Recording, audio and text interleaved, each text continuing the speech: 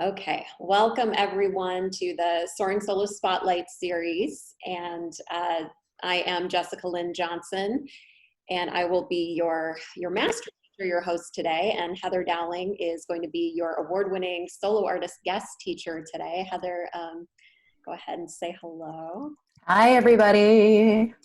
Good to see you. A lot of you that I know, but there's also a lot that I've not met before. So hi, good to meet you.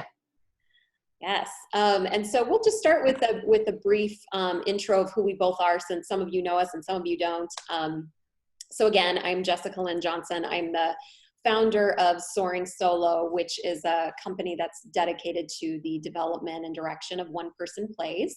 I started as a solo artist myself, like 15 years ago or more at this point, and toured for about 13 years with both of my solo shows, Oblivious to Everyone and Z, which are both now retired. And I've been directing and developing solo shows now for about a decade, and have done the college market and done residencies at universities and things like that. So that's been my experience. I've done well over 100 solo shows at this point, collaborated and directed and developed them, and it is my full-time career and what I love to do. So I'm excited to bring you all into that today and give you some pearls of wisdom to help you along on your solo journey. And I'll let Heather go ahead and give her introduction as well. Well, hi, everybody. So for those of you that don't know me, my name is Heather Dowling, and I created my first solo show with Jessica, Unemployed Finally, the one you got to watch, back in 2015. And back then, I wasn't even sure I was actually going to be an actress. And I was really clear that I wasn't a writer. Really clear. Like, I knew I could write narrative stuff, but I had no idea how to write something for stage or write something for screen. So if you're having the experience of yourself, like, what am I doing here? Perfect. So yeah, that show, Unemployed, finally went on to win the Producers Encore Award at the 2015 Hollywood Fringe. It also was nominated for Best Solo Performance. I did tour that show, and I was able to stage it many, many, many times over the course of 2 years. And it was over the experience of touring that show that my second show, Fertile, who I know many of you have seen, came to life. So it always makes me laugh when I say Fertile came to life, because anyway. So I also was selected for the LA Women's Theater Festival with Unemployed Finally, and was also selected for Fertile. But as you know, the festival this year, or maybe you didn't, but this festival year obviously was canceled. So I'm not sure when or if Fertile will be on stage again, but Unemployed is retired.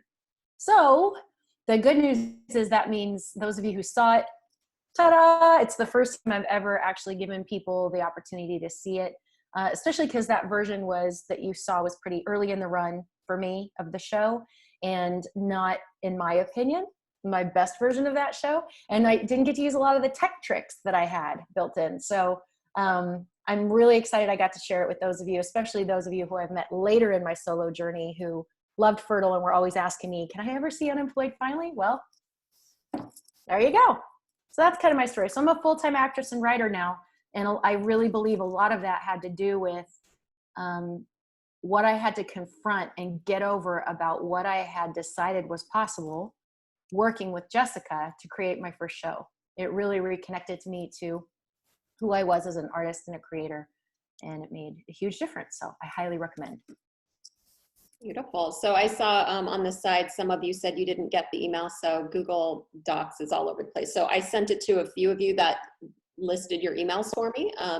And Heather has access to it too, so maybe we can kind of tag team, and if we see emails, Barnes Percussion got it.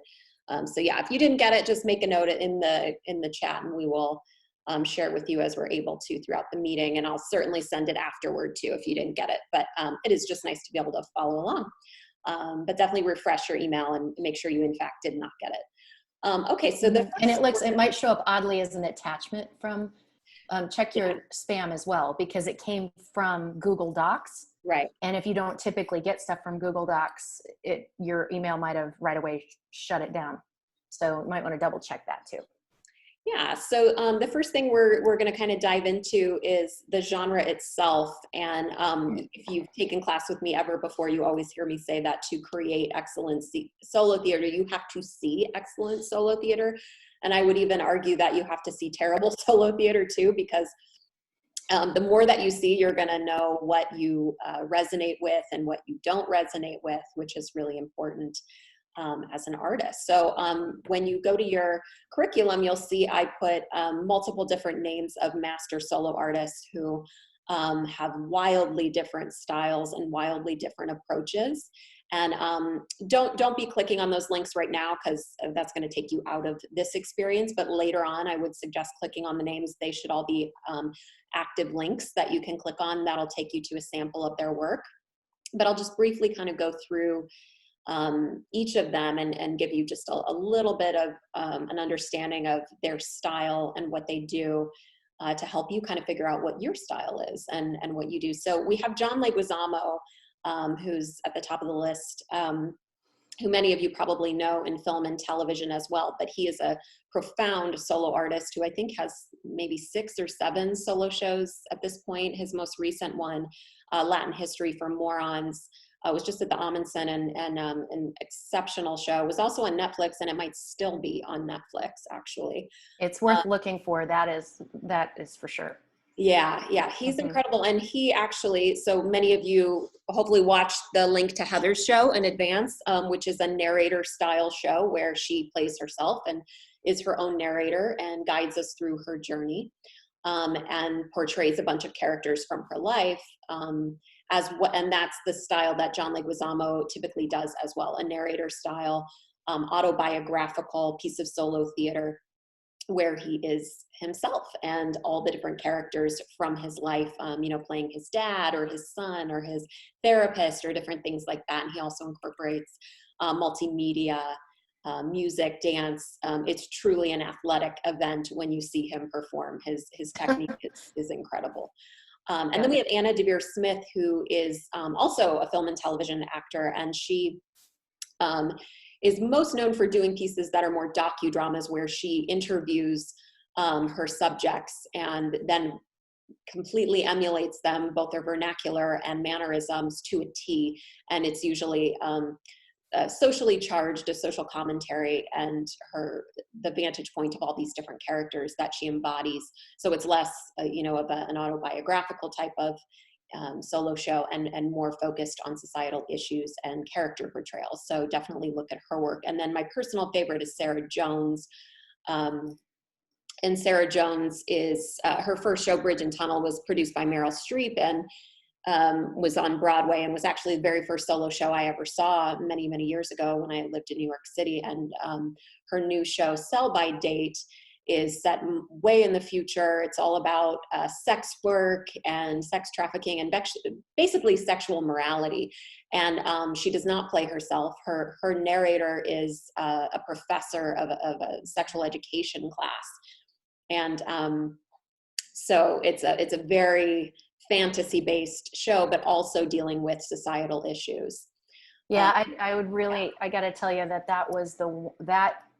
I've never been as blown away by solo performance as I was with Sarah Jones.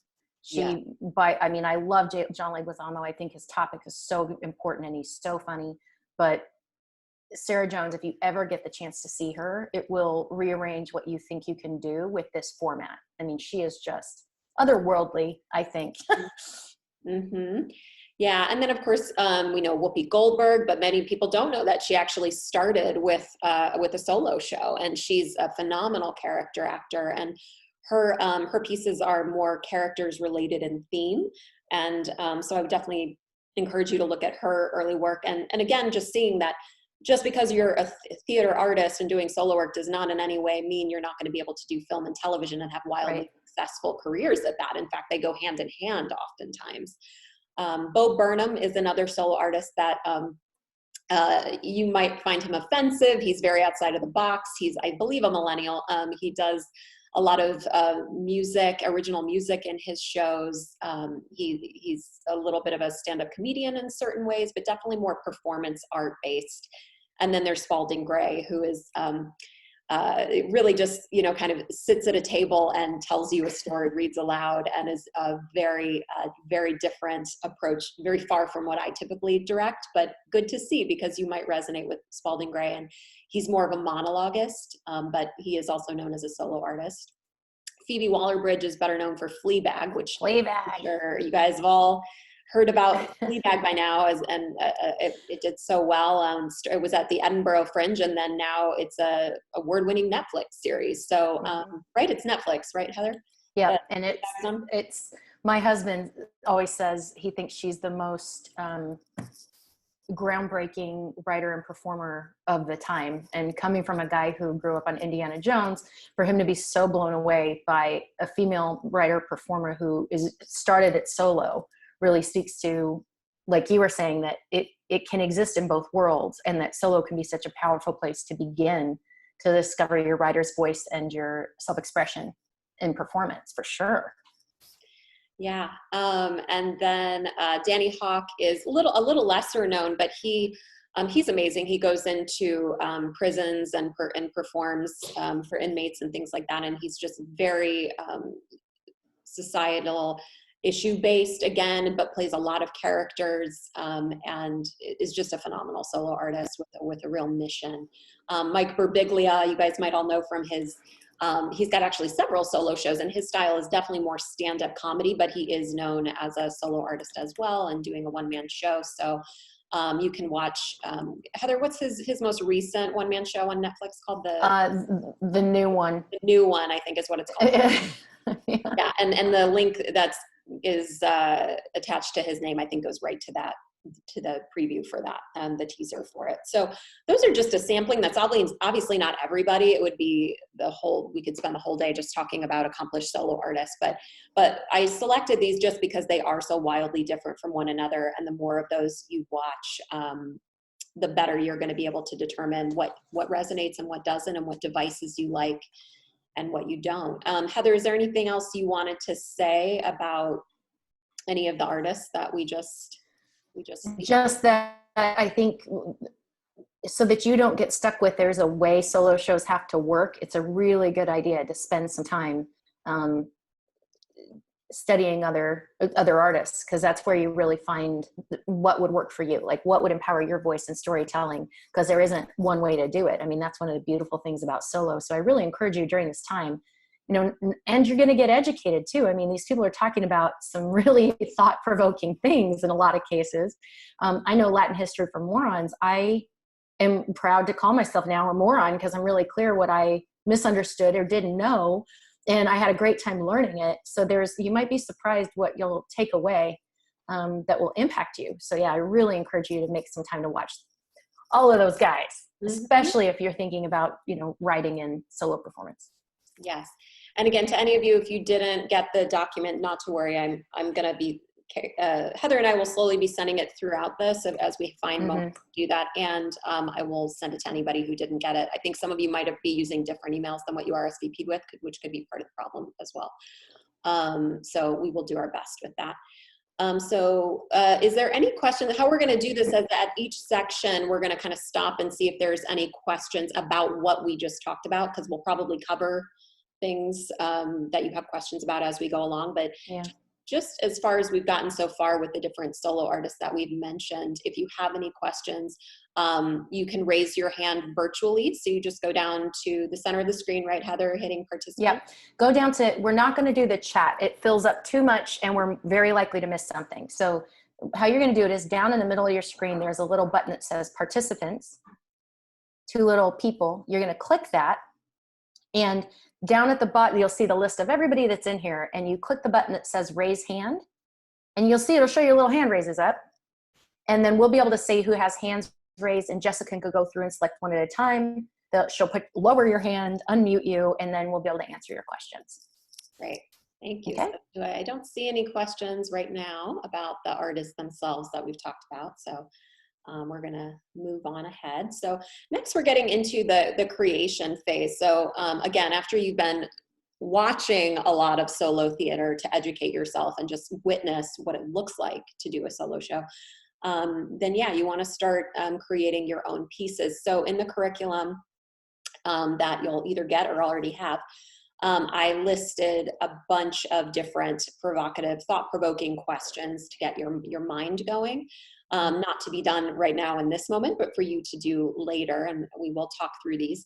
But the biggest way I'd like you to look at approaching creating your solo show is creating a mosaic. Creating a mosaic in the sense that you are going to be collecting a lot of excerpts, a lot of pieces. And at the end of this, you will start to put them together in a cohesive whole in your piece of art. And a lot of times we get tripped up by trying to figure it all out, figure out the arc of the story and the dramatic question and the climax and the resolution all at the very beginning before we've even started.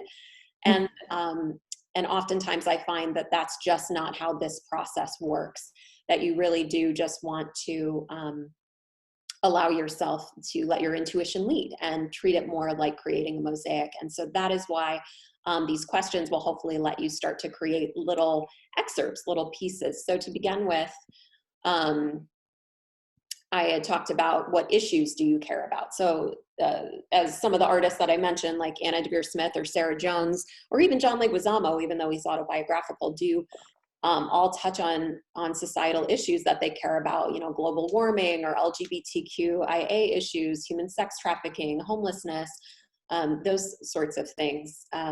That can be something that gets you going and gets you excited that you want to write about. But Heather, I know you had some thoughts on that too, that you had about. I have so many thoughts on that. Because one of the things I think can happen is, because I know this is how it was with me. I'm sitting down, I'm getting ready to write my show. Somebody said, oh, it'd be so funny. You've had 1 million jobs. You should write a show about that, right? That doesn't sound very socially impactful to me. And I remember when I was first meeting with Jessica, I was like, well, so if I don't have some big social statement to make, I guess I shouldn't do this. Like, why should I bother? That's ridiculous. And I'm just going to say that right now. You have no idea how the specificity of your story and what especially the things that you want to share because they're unique or they're funny or they're entertaining, you never know how it's going to impact an audience, and you never know what other things it'll lead to you to. I mean, it was only because I wrote Unemployed finally that Fertile was able to percolate and come out. Otherwise, I would have never taken that on. But I just want you to know, don't feel like what you can create artistically isn't valid if you don't have some cause that you're championing. You know, there's a lot of ways that people get impacted, touched, moved, and connected to you, even when you're just sharing the specifics of your unique journey. So don't feel burdened by that. It's a great question to get your brain turning, but don't feel burdened by it. Promise? Everybody? Yes. Okay. Yes, thank you, Heather. So only if that's helpful for you. So for some people that gets their blood boiling, gets them excited. And if that's you, then awesome. But Go it's for it. something you have to add to your plate, because being a solo artist in and of itself is challenging enough without that pressure. Right. So the next thing is to concentrate on is, you know, who would you like to reach with your work? Who's your primary audience? That can also start to get ideas flowing. You know, if you're a feminist, if you're you know, a survivor of trauma, if you want to reach the entertainment industry or college students or things like that, that can also help you to start to figure out how you want to shape your work if you know who it is that you're trying to approach with your work and really reach. And then also, you know, who you admire, who you're curious to know more about, who you would like to research and shed light on, or who you can do an impression of. My mentor, Adila Barnes, bought her second home with the money she made off her college tour, portraying a variety of African-American women throughout history and doing historic, you know, just historic monologues of each of these women, because there were just so many women throughout history that she really wanted to know more about. And in that research created her solo show, and then toured internationally with it, and, you know, was very financially compensated for that beautifully, which was I remember I saw it. LA Women's Theater Festival is an incredible resource for that, because you'll see often there'll be people that operate from that methodology. And I remember I saw a woman do a solo performance about a female Buffalo soldier who had been disguised as a man and was basically the cook, like the person providing sustenance for this unit of Buffalo soldiers. And it was just stunning. And I was so grateful that was not a story I would have ever come across any other way. And this woman portrayed it so beautifully. So yeah, if there are subjects in history, I think I've seen a few that really have moved me. And that can be quite a contribution too. Mm-hmm. Yeah. And then also just other talents that you possess. You know, I just recently taught solo theater at a high school before all of this went down. And, you know, one of the students works in the junior program at the Magic Castle, and he's a magician. So, you know, we were working his piece around being a magician, and which was such an interesting way into his autobiographical story, looking at being a magician and that sort of thing. But if you're a dancer, you know, I saw a really beautiful piece about Martha Graham as well, a solo show about her life. So thinking of the talents that you possess that can help you tell this story, no matter, you know, how outside the box they are, you know, mime or juggling, things like that. Heather, did you have some thoughts about talents leading the way? Well, I was just thinking about, you know, there's a couple that have happened recently when Justin, our friend Justin, did a show where he was he's a drummer. And I mean, he is a drummer, right? Then he got up there and he did a whole set and he just killed it. And it was so entertaining. And then our friend Brandon did a show, and he's a highly trained martial artist, and he incorporated into the movement of his show. And I mean, it brings things to life. And I know a lot of you, like I'm looking at Lisa Verlo right now, these women who can belt, who just open their mouth and these amazing songs come out. So, you know, it's true that if there's something that you're uniquely good at, I was even joking with Jessica, like, what if you know how to beatbox? Not everybody can do that. So it doesn't have to look, do you guys remember the movie, oh gosh, Sandra Bullock, where she's the FBI agent? Why am I blanking on the name of it? Oh my God, it's like one of my favorite movies. And she goes undercover to the Miss America pageant or whatever. And Miss Congeniality. Thanks, Lisa. Even your mouthing out, I saw it. And her talent ends up being playing the water glasses because that's all she knows how to do. Just consider that stuff like that can make it so charming and connect people with you in a very personal way. So all your skills count. Don't discount anything. Mm-hmm. Or did you mention Lynn Jassam at all with tap dancing in the Nut House? Lynn, oh my God, Lynn's been a performer her entire life, and she talk about a phenomenon. And she did tap numbers set to specific rhythms as she was storytelling. So you got to capture. It's a way of letting the audience into your world in who you really are. That's even beyond whatever story you might be telling. So I think that can be a really powerful device as well. I have none of those skills. So those of you who saw Unemployed Finally, you notice nothing like that. No jump roping, nothing. And I see Pamela there too. And Pamela's one woman show. She does magic, she does dance, you know, so just such a beautiful example of how you can incorporate what you do to make it entertaining. The next thing I'd say you really want to think about when you're writing your pieces are the universal and the unique qualities of your story, because I think both are incredibly important.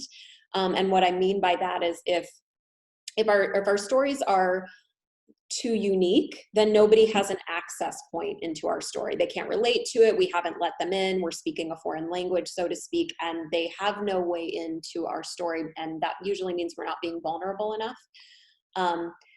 But if we're unique enough and we find that perfect balance, then we're bringing people in because they're intrigued by something that they don't know. I see Johnny Avila nodding his head, and he's a farmer. And so I'm always learning more about the farming industry and also being a teacher, in the way that he's a teacher teaching agriculture. So that's just a great example. And as in our work together, I'm learning to ask, like, okay, these are the questions of the things I need you to tell me more about, so that we can let the audience in on this experience, so that there's the right balance of uniqueness.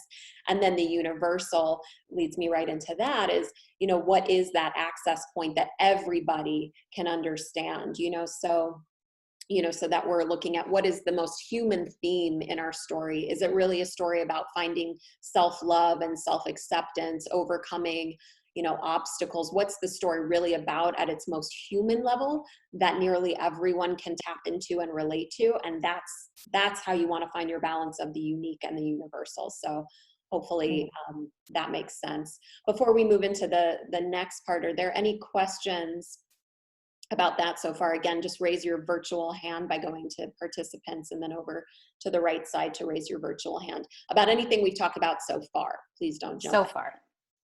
Yeah, any questions? And I have a question just so I can see where everybody's coming from. Could you do me a favor? If you had a chance to actually watch Unemployed Finally before this call, can you just raise up your hand in your little window for me so I can see how many people actually got to see it? Okay, great, because we'll be referencing that specifically later. And believe me, the stuff we'll talk about, no problem. You can make note of it or look at it on your curriculum and go back later. But if you saw it ahead of time, it might help spur some questions. Oh, we got a couple questions over here. Do we, or are they just raising their hand that they saw your show? I don't know if they got confused.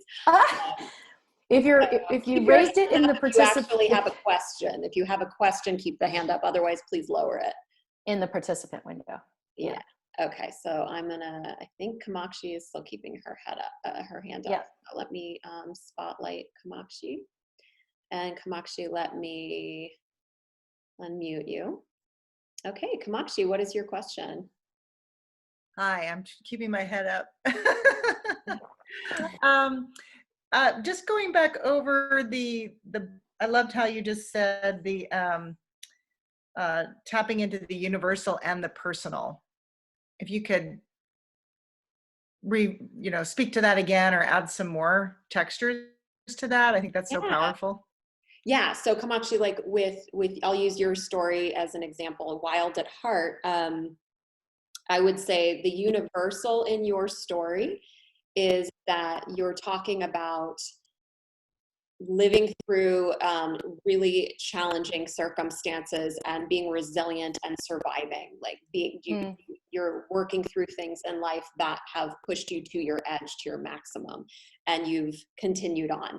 So there's something universal in that, where whatever level of that experience we've gone through in our own lives, we know what that is to be challenged as human beings, and we know what it is to come to the other side of a situation that was challenging for us. So that's kind of the universal, but the unique would be the particular traumas that you lived through in your life, the particular traumas that your show is about. That's the unique, because not everybody went through those specific circumstances.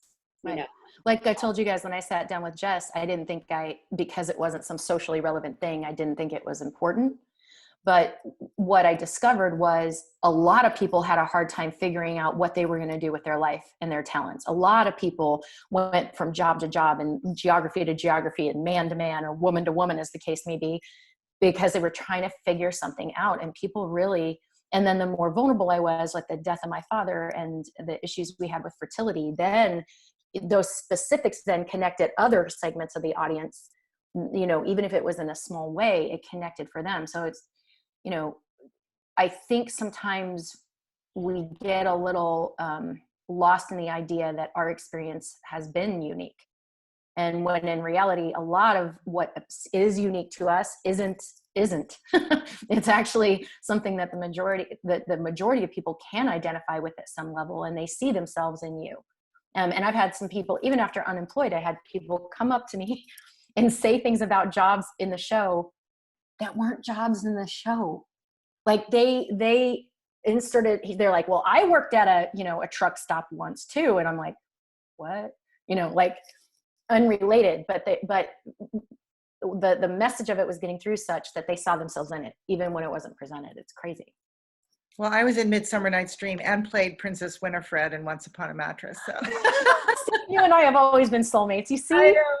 I know. What that also inspired for me was the link between, the universal nature of solo theater, as we're all being, playing with it and working with it, and then our own unique way of delivering it. Yes. I was also, and celebrating that, which I know you do so beautifully, Jessica.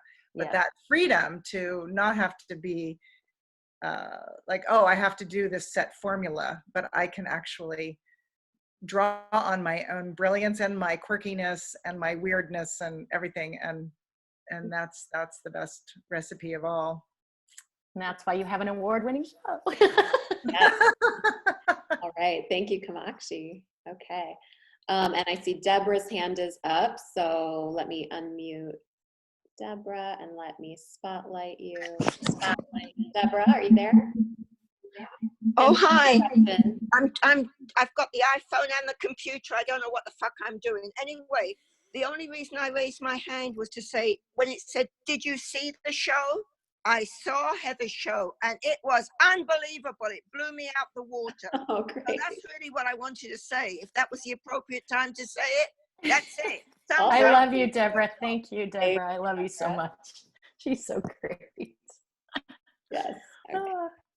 Beautiful. So moving right along. So, and again, just raise your virtual hand if you have a question, and only about something that we've covered so far. Okay, so moving into part 2 in your curriculum, and I was emailing people as we've been going along, so hopefully everybody has it now. If you don't have it, please just pop an email into the chat and we'll get to it one at a time as we're able to send you the curriculum. But okay, so part 2, the life flight path exercise. So I created this kind of just this bullet point approach to creating a solo show. And let me just kind of break it down for you, not to be done right now, obviously during the webinar, but to do later.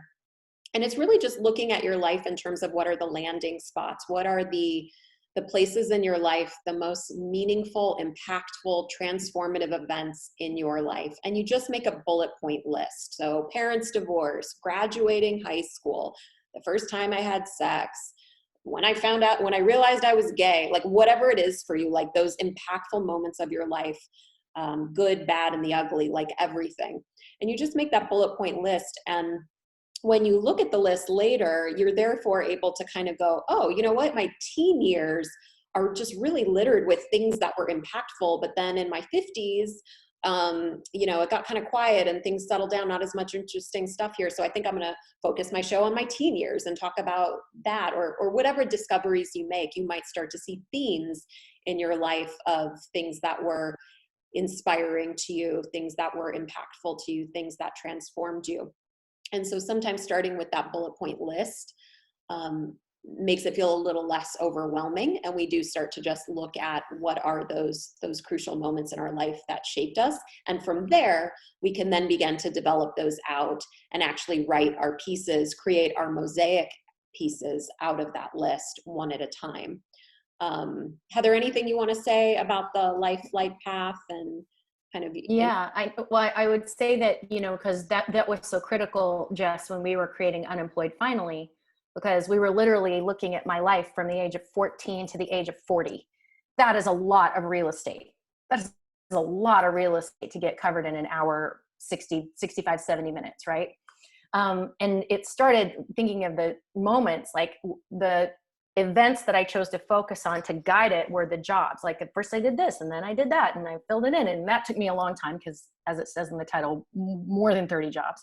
But what happened was as I found those moments, like, oh, and then I graduated from high school, I promise you there are moments attached to those that are the important part, that you either survived and so now it's just part of your fabric, so you don't think of it as an event. But it's interesting how when you do that flight path and you name out those big moments, you start to notice the decisions, the relationships, and the impact that happened around it that are the most interesting part of the story. So what started out as, oh, I'm going to do a laundry list of all these funny jobs, turned into, well, what was it that had me leave that time? And where did that show up in other places? And it's like, so that flight path really is the geography you're going to cover, but what you'll discover in between will be the rich and unique moments of your story that you'll find to capture. And it's a brilliant way to do it because it just gets your mind to start to resonate or reconnect to those things in case you've moved on. How many of you have moved on from things? Here's the good news. You will get to revisit and complete a lot of those things in a big way, because things that you have just tolerated or moved past because you didn't know how to confront. It's really amazing how when you sit down to do this, it's the most cathartic thing you cannot imagine. So yeah, I love the flight path. You think you've moved on, and then in my case, you're like performing it, and you're like, oh my God, I still have. It's true. It's like whole new levels of clarity about what happened, clarity in my relationships, clarity in who I am now versus who I was then, that I had sort of taken for granted and not really acknowledged. And so there was tremendous satisfaction in doing that part of the writing too. Yeah, and as you start to look at your life flight path and you start to take each piece, each bullet point and start to write on it, make sure you're writing it for the perspective of the person who does not know you. Because we all have our wallpaper is what I call it, where, you know, we just walk past it, we take it for granted, we don't think about, you know, bringing people into it. And that is, again, where we get so unique that we isolate people from our experience. And so as you're writing this out, do ask yourself, like, who are the people, who are the characters, how old was I, what's the environment, what year was it, what country am I in, what's going on politically at the time, whatever it is, like, bring in as many details as you can to really bring the audience into each bullet point on your life flight path. And Victoria, I see you put a question in the chat. We are asking that you raise your virtual hand, but since I see it, I'll answer it.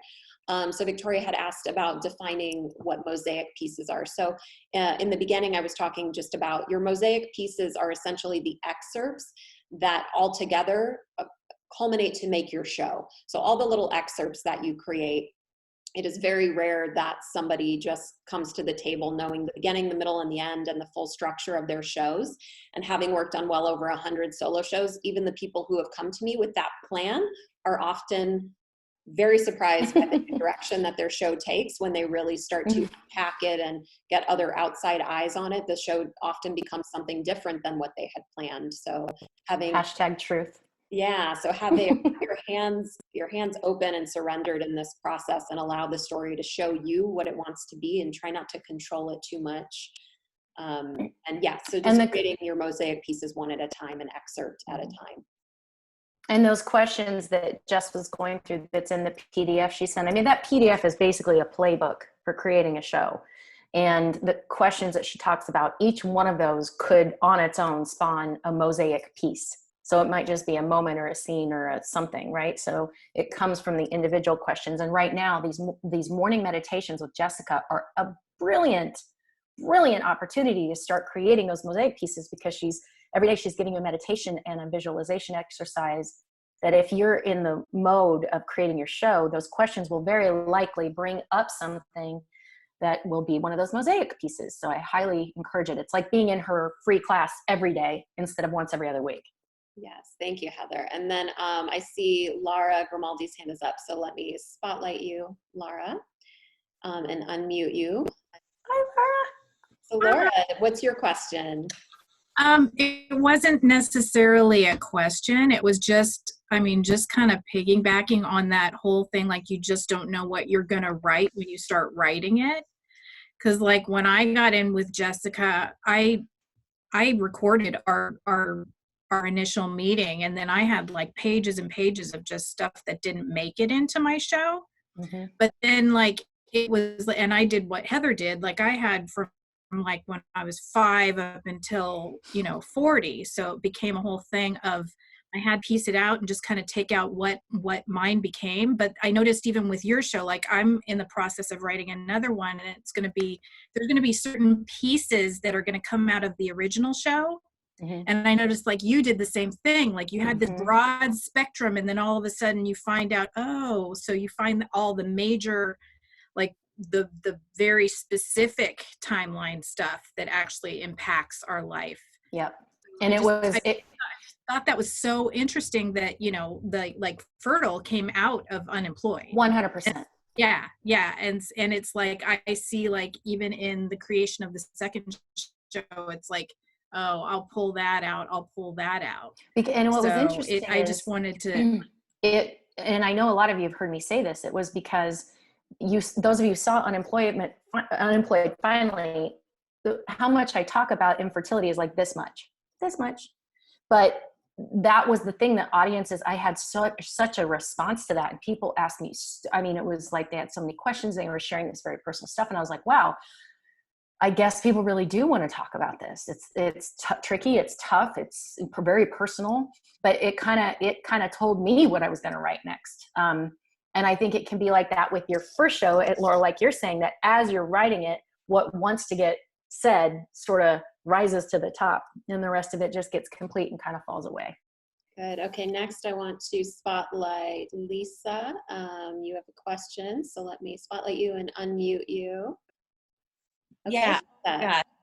I was so blown away, so blown away. I mean, your work is amazing. And just seeing this piece that I've been wanting to see for so long, I was blown away by your editing, like your abilities to like just take this is my question really is like, so how much did you write? Because you capture something in like a half a second, like what I would imagine was, and so I wanted to know like tell me about your process about like, did you write like full monologues about things and then ended up with like 2 or 5 seconds? I mean, like, how does that work? Because I was blown away by your ability to say so much in just a split second. Little. Yeah. Well, a lot of it, and we're going to get into that a little bit too, as we move through the curriculum, about things like amalgamation characters and how to crunch time when you're making these huge jumps in time. And what was interesting, I mean, the first draft of it, I don't even know, Jess, I think it was like 90 pages. The first draft of it was crazy because it was like a narrative of everything that had happened and every funny thing and every funny job. You know, I mean, it was just insane. Every guy I dated in the Navy, there are a lot of men in the Navy. So there was like, it was insane, right? But one of the questions and we're not there yet, but one of the questions I will ask you over and over again as your fellow solo performer is, what do I want people left with? Like, what is the point?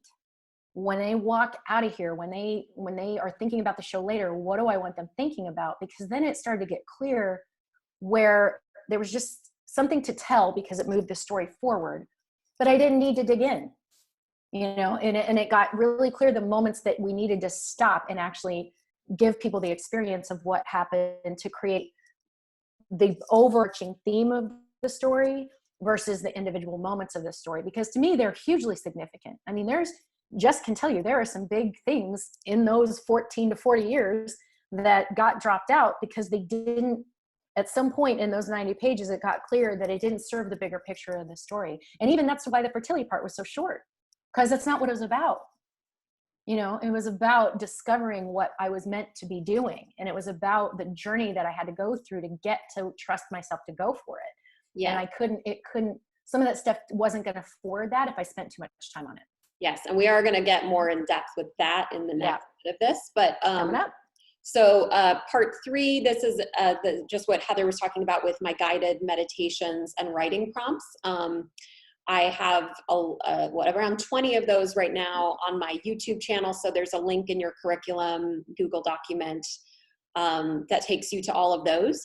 So kind of my method with that is, I think the biggest challenge that most solo artists have is getting out of their heads and getting into their heart space, into their subconscious, into their deepest memories and their own intuition.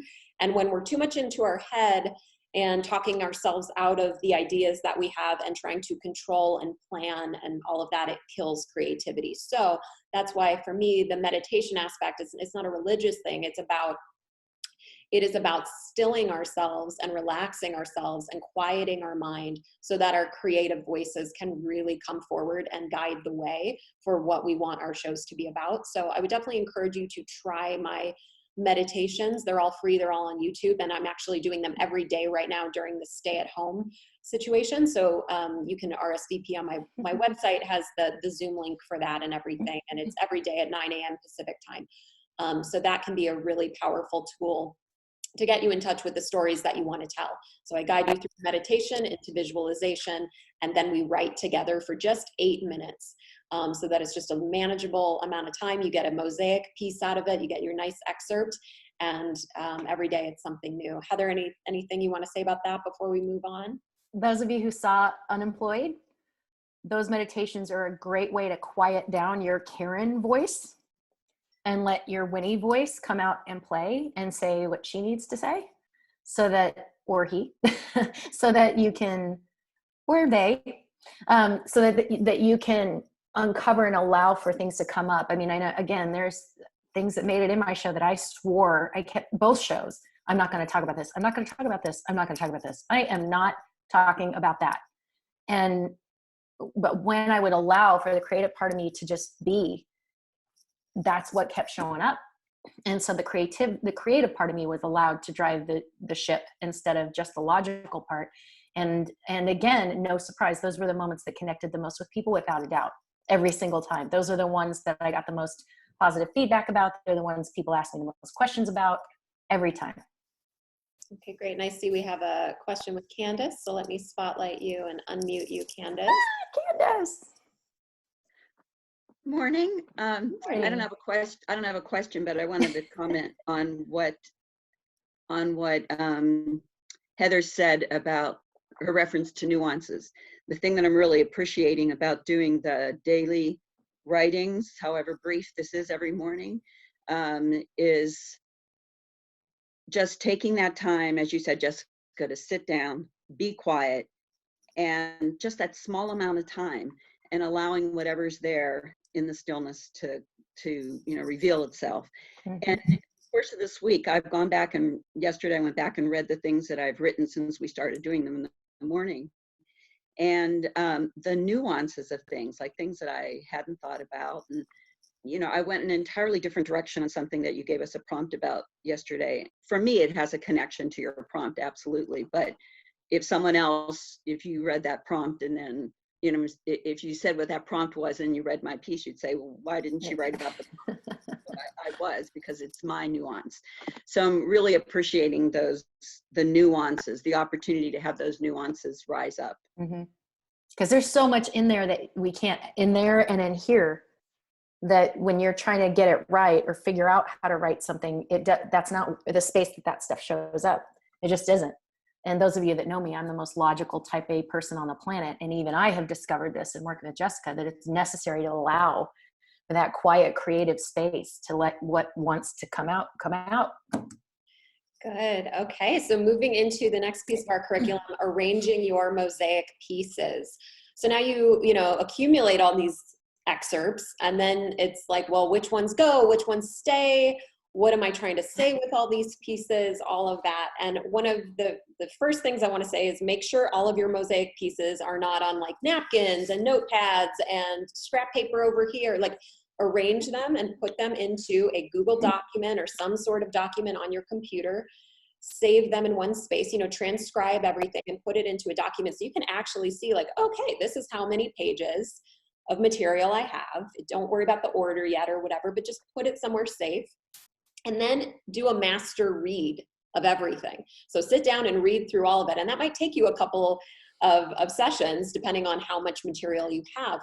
But the benefit of that is you will start to hear for yourself what your themes are and what questions you seem to be asking yourself over and over again. And where you get bored and where you get intrigued by your own story and those sorts of things. So those first two steps are really key, of transcribing everything and organizing it in one place. And then again, like reading it out loud and hearing your voice as you're saying these things to see what the themes are. And then that, I would say, brings you into asking yourself one of the biggest questions, one of the most important questions when creating your solo show is, what is the dramatic question? What question are you trying to answer as the hero of this journey? Or if you're creating a piece that's not autobiographical, although today is mostly focused on autobiography because that's the nature of Heather's show. But even if you're not, what is the question you're asking as a playwright that you want to answer? So, for Heather's show, revisiting it again, I really felt like the question was, can dreams come true? And she was saying, is it ever too late to make your dreams come true? So those are a couple of examples of dramatic questions you could apply to Heather's show, Unemployed Finally, because throughout the entire show, she, as the protagonist, is really pursuing dreams, but she's having all these obstacles and all of these different jobs that aren't quite the right fit, that are not furthering her dream, that are pushing her dream further ahead. And so practicality and creativity are at odds with one another. So asking yourself, what is your dramatic question? Because when you can kind of figure out for yourself what that is, it's going to make editing a hell of a lot easier.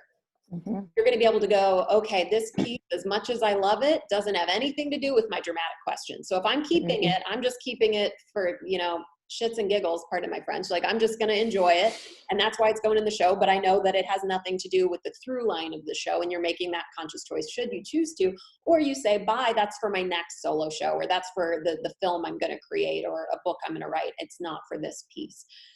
Heather, anything you want to say about dramatic questions? Yeah, I was thinking about, because you and I, the editing we had to do was insane. And one of the things that came up, and again, for those of you who saw it, as much as there were a lot of jobs, there were also a lot of boys. And as much as the jobs were distracting and taking me away from what I really wanted and what I was meant to do, so were the boys, right? But you got to pick one. What's this show going to be about? Like, which device am I going to use to tell the story of just how far away I got from who I really was and what I really wanted to be doing with my life? But I also, was able to pepper that in small bits. So we call it, there's one montage piece, and we'll talk about this more later, but I call it the parade of D-bags. And it's when I do the quick character changes into 3 different guys that represent 3 real guys and many others like them, although there are 3, right? And so that's a good example of what Jess is talking about, that there can be sidelines and parallel themes that seem to mirror the guts of the story. But if you're clear, what do I want people left with?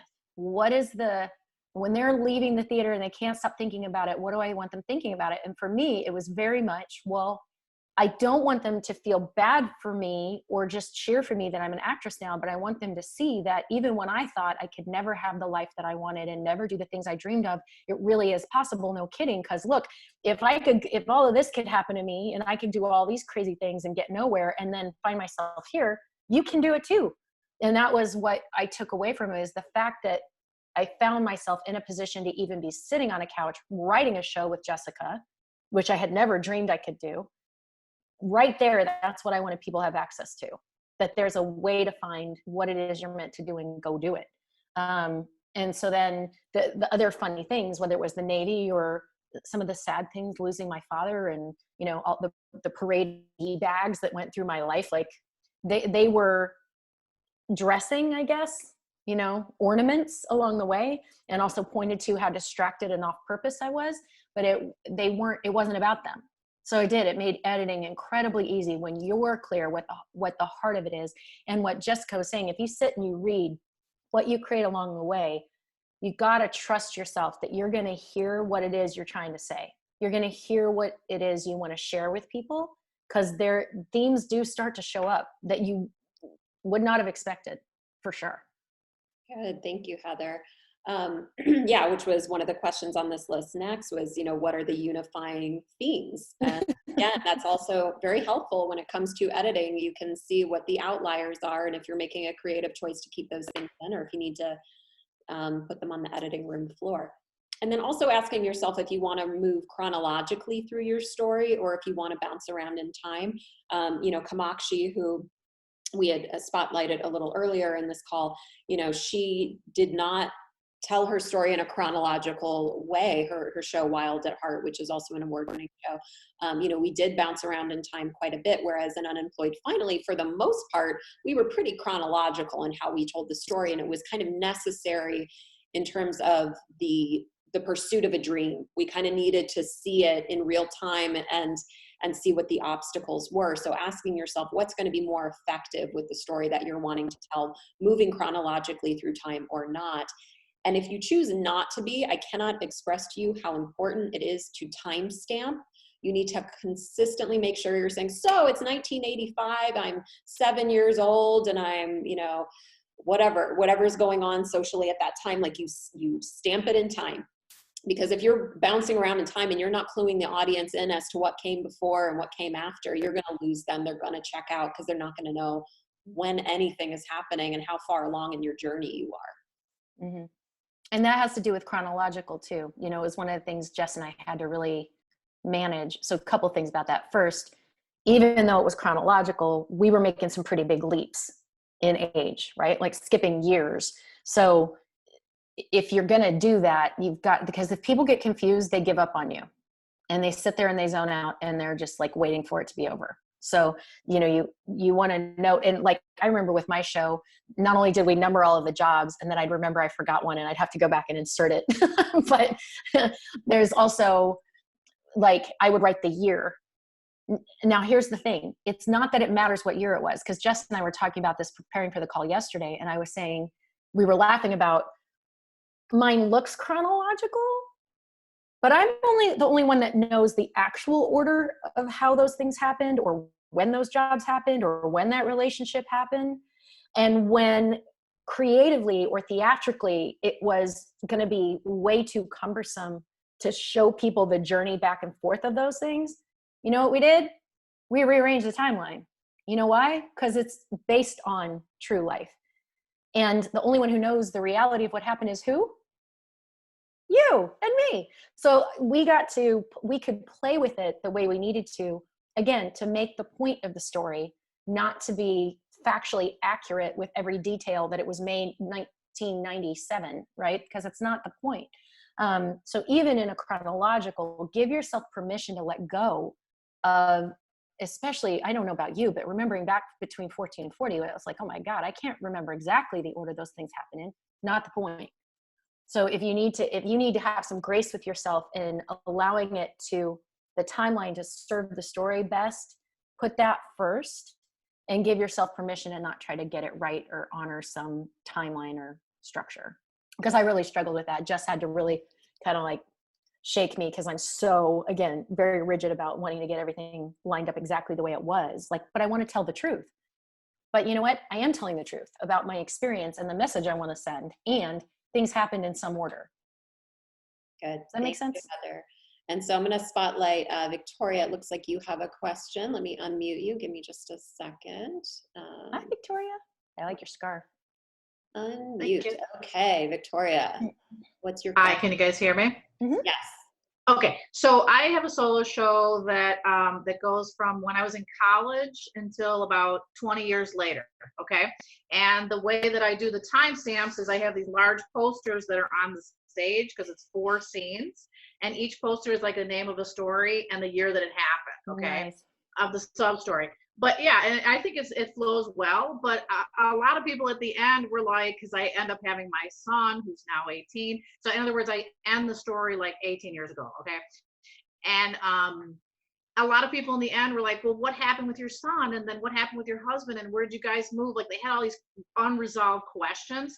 So I guess my question is, like, what if you don't end in the present tense? Then how do you, like, that's the second show in my mind. Absolutely. But it left some people uneasy. That's all I'm saying.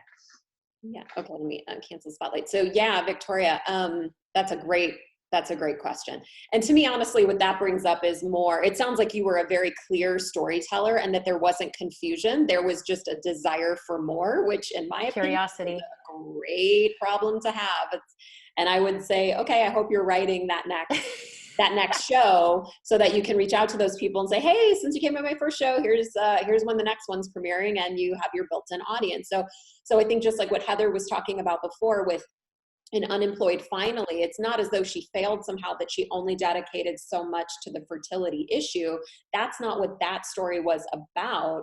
And because there was so much discussion afterward about, well, what happened with that? Where are you guys at now with your fertility and things like that, that she created her next show and, won awards with that one too, and toured with that one too. So, I think that's great. That just means that you caught their attention. They want to know more, and that's a good problem to have. Mm-hmm. And I also too, and I don't know, Victoria, if there'd be any, I know that in Unemployed, I'd have to go back and watch it again to pick out the moments, but there are even moments when I go, but that's not what this show's about. I literally say that. So be like, I got it. You want to know more? I'm not going to talk about that right now. And we'd move on. And in my second show, Fertile, which we'll check in with you guys in the end and see if you'd want to break down and talk about that show, especially those of you who haven't seen it, because we might do this again for that show. But I purposely left people hanging at the end. Nobody got an answer at the end of that show about what happened with me eventually about starting a family, or what happened to Jenny about starting a family.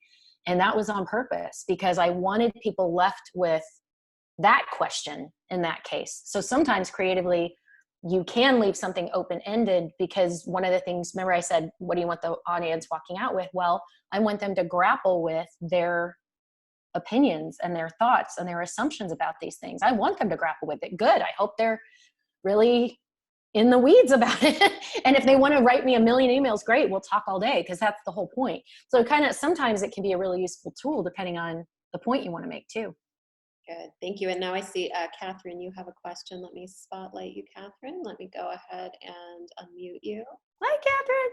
Hi, Catherine. What's your question? Hi. Okay. I hope I'm asking this at the appropriate place and like the I'll let you know if you're not. So just go for it. Well, what I wanted to ask about was, so I know that this show, Unemployed, has been retired, and then Heather wrote her new show, and then you were kind of starting to talk about, well, I don't know if I'm going to do it again, and maybe I'll retire that one. And so what I wanted to ask is, how do you know when to retire a show? Or like, I've written a show that I've performed a few times and I can't decide if I need to redo it based on some feedback I've received, or if I need to like retire it. And the story that it tells is like not even completely done. And I'm looking at your document here to try to figure out how to answer that question, and I'm like not really sure. Okay. Well, I know Jessica's going to have a great answer, but I'm going to offer it for you, for me. There is not a thing I would have changed about Unemployed by the time I was done with it. And there wasn't any feedback that made me go, I wonder if that would make a difference. I wonder if I should add that. And in fact, when I'd hear that, I'd be like, yeah, I get why you're saying that, but no, it's exactly what I want it to be, right? So my answer to you would be, you're not done, sister. Because what I hear is that there's creative and instinctive questions that you've got about how you want to fill out and complete your story, and you're not done telling it yet. You'll know, believe me. I mean, I get it a lot. You're never going to do Unemployed again? Never? And I'm like, yeah, really, never. Because not only did I get it exactly where I wanted it, I performed it exactly how I wanted it. I got the feedback that I wanted. It's done for me. Fertile isn't quite there yet, but it's a little different world, especially because the pandemic hit and it stopped everything, right, that I was going to do with it. But I think you've got to trust your instincts, that if you still feel a tickle, that there's something more you could do with it, there's something more you want to say, that some of the feedback you're getting makes you go, interesting, then it's worth exploring. And Jessica's amazing at taking, Lisa Verlo could really to this, but Jess, taking existing properties, if you will. Yeah, no, I think that's a great question, and it's only one that you can answer, not to be trite about it, but you have to check in with yourself. And for me, like Heather said, when you know. It's kind of like when you're in a relationship and you're like, I don't know, do I still want to be in this? I don't know. But then when you're like, yep, that was it. That was the last straw, not to be like negative about your solo show, but you just you do the performance. And, I know with Z, I only performed Z, I want to say for 4.5 years, whereas Oblivious to Everyone, I did it for 12 or 13 years. Wow. And I didn't realize it was that long, Jess. Holy Moses. Yeah. So they both had completely different lives, and and I just knew with each of them when I was done. And it's just an inner knowing that you have. And so just getting still with yourself and asking yourself, but it sounds like you're not, from an outside perspective, it sounds like there is more to say with that story. And I think you'll know when it's time to move on. And Jess is an amazing coach for existing material. And again, if you get a chance to connect with Lisa Verlo, maybe you guys could exchange emails and a thing. Lisa had a pretty substantial show of her own. And I got to say, as those two have teamed up and worked together, it's just gotten, it's like next level now. So it's, you could get to a point where you're like in love with exactly what you got. Great. So next, I put on the on the curriculum, do you want to tell a linear story? Do you want a more abstract approach? I don't believe April Wish is on this call today, but April's show, My Name is Mommy, is pretty nonlinear. She really put her mosaic pieces all together. They're united in the theme of being a mom and, raising kids, and particularly a daughter named Clementine. But overall, we're not moving in chronological order.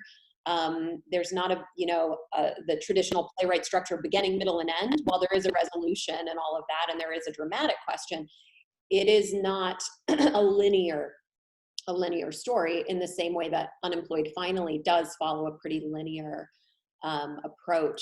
So I think also just asking yourself as a performer what your aesthetic is, and what you, again, this is why seeing solo shows is so important, because you'll see if you're watching a show as an artist and or being in the audience and you get pulled out if it's nonlinear and it just gets too confusing and abstract for you, or if you love that and you love the unpredictability of it and or something. So that's another question to ask. And Heather, any thoughts on that? No, just no. And then another big question is, who is telling this story and who are they telling the story to? So a lot of times, yes, in traditional solo styles, like with Heather's show, she is the narrator of her own experience, and she is telling the story to us as the audience sitting in the theater. That's the answer for that. But in other situations, I'll use her second show just very briefly. We're not even there as the audience. We are flies on the wall. There is no one narrator. It's a bunch of scenes related in theme that we're just watching. And so there is not one narrator telling the story. It's a series of characters interacting to let the story unfold. Or in Sarah Jones' work, who I mentioned earlier, in her newest show, Sell by Date, she is the professor of a sex class set way in the future, and we are her students. Or John Leguizamo's new show, Latin History for Morons. We're the morons. That's our role, and he's the teacher. He's the professor. And so just continuing to ask yourself, who is telling the story for you, and who does your audience become? Who are they supposed to be, and making those things clear. For Maria, I think Maria's on this call, her show Ma's Kitchen, the narrator, she plays her mother, Ma, and we're in her Italian kitchen. We are dinner guests at this meal, and she's telling us all these stories, and then she goes into flashbacks, and we kind of disappear during those moments. We're flies on the wall for the flashbacks, but when we are in the main narration device, Ma is the narrator. Ma is the one telling the story, and we as the audience are the dinner guests getting to be in her home, quote unquote, the theater. So just be able to think outside the box with that. And again, the more solo theater you see, the more you'll go, oh, I didn't ever even think of approaching it that way. I thought I just had to stand on stage and tell my story. No, not necessarily. Any thoughts on that, Heather? That's one that I wanted to say. I was telling you this yesterday that I we'll talk about this in a minute, but I did not imagine myself as a character actor. So when I first started talking about doing a solo show, there was no way I was going to be able to be like some fantastical character telling the story. It was actually the show that really pushed me over the edge, that had me go, I got to do this. There was a woman named Kyla Garcia that I love, who did a beautiful show at the LA Women's Theater Festival. When I saw it, that's what got me off the ledge, if you will, to really get serious about writing. And her narrator was her fairy godmother. She was the one guiding the audience through the entire story, as a narrator that would interact with us. And it was, there was no fourth wall for sure, but it was a pretend character. Now my show, I didn't want a pretend character as my narrator, but even that got me related to what it might look like to add in characters. So yeah, the more you can see, you'll find how you want it to be driven. And what I want to say about a narrator-driven show, one thing I think is really useful about it, especially for your first show, is if I got in trouble with my lines or where I was at in the story, or tech blew up, like one time in my run at Hollywood Fringe with Unemployed, there was like a huge glaring sound that sounded like a fire detector that went off right in the middle of the show because there was a tech failure. If you're a narrator interacting with the audience, you can riff off of that, right? Same way when I forgot my lines, I could riff off of it and I could catch myself up. On the other hand, if you do a fourth wall like I did with Fertile, where the audience isn't even there, which I haven't seen very many of those done that on point, where you're literally not acknowledging there's an audience. On the one hand, I painted myself in a corner because if anything went wrong, there was nobody to save me. On the flip side, in some ways, it's safer because I didn't have to worry about what reactions I might get. When I was a narrator with Unemployed, people felt engaged and have permission to comment during the show and interact and have opinions that they would sometimes just lob right at me. Now, for me, it all went well. It wasn't anything bad, but it was definitely more active. With the subject I was taking on with Fertile, a fourth wall was safer for me to tackle the subject matter, to get into it, because I wasn't interested in engaging with the audience on what they wanted to talk about during. Happy to after, but not during. So sometimes I think who your narrator is or how you use them, and that's, I think fantasy characters can be really good for that too, to give you some distance. If you're playing somebody that isn't you, it gives you some distance from the audience to tell your story. It can have to do with how do you feel comfortable getting across the message you're trying to get across? And what feels more comfortable for you from stage, especially if it's something you're not used to doing necessarily. You might find comfort in any one of those levels, if that makes sense. Great, thank you, Heather. And then the next thing I put on the syllabus was what kind of structure are you interested in following for your play? I mean, we talked a little bit about that with being linear or non-linear, more abstract, but also, if you are following a traditional playwriting structure with, your exposition, your rising action, your climax, your falling action, your denouement, or the hero's journey, or, Eric Bogosian, who is a solo artist as well that I did not put on the list, but he's also very well known. He relates, all of his shows are related by characters that relate to a common theme. So again, not quite traditional in this style, but if you know your structure, it's less about getting things right, but it is more about giving you a guide. So if there's a structure that you resonate with as a creator, and that helps you along your journey to have a nice guide, a nice path laid out for you, then that is when the structure really comes into play. And then if you want to detour and not follow that structure, that's a choice that you're making, but you at least have something to fall back on and to ask yourself. Any questions from the group about that, or Heather, any thoughts on that? Well, when Jess and I were prepping for this call yesterday, I was giggling when she was talking about all those things about play structure, because I know none of that. I don't know how it's supposed to go or what the right play storytelling structure is. So I guess I offer that to you to say, I pulled it off and I don't even know what those things are. And so your version of storytelling is your version of storytelling, and it can be effective whether you know the rules or not. But that's also why, and we'll get into this in a minute, so I won't go off on a tangent, but that's why a director is critical. And we'll talk more about that. You need to have somebody who has eyes on it, not to have you do it some certain way, but just to they're highly attuned to hear what might be missing in the storytelling itself. So yeah, and enough on that. In simplest terms, a beginning, a middle, and an end. I mean, going back to our childhood storytelling days, make sure you have a beginning, a middle, and an end. We're not going on tangents and not coming back around to something, but that we are giving a full experience to the audience that does have some sort of conclusion. Okay, I see Green, your hand is up. Let me spotlight you and unmute you. Hi. Oh, your hand. Hi, what's your question? It was because the two that Heather just talked about are such distinct, different ways of approaching it, meaning breaking the fourth wall and not breaking it. And it's one of the things I've really been struggling with, because there are sections that are definitely, I don't want to be, heckled by any means. And then there is engagement parts. And I think the question is, can you mix those two in one show? And yeah. Or do you need to pick? No, did you watch Unemployed yet? Yes, I did. Okay, great. So you notice the sex scene with me and Todd? Mm-hmm. If your narrator leads us into a scene, that's a scene.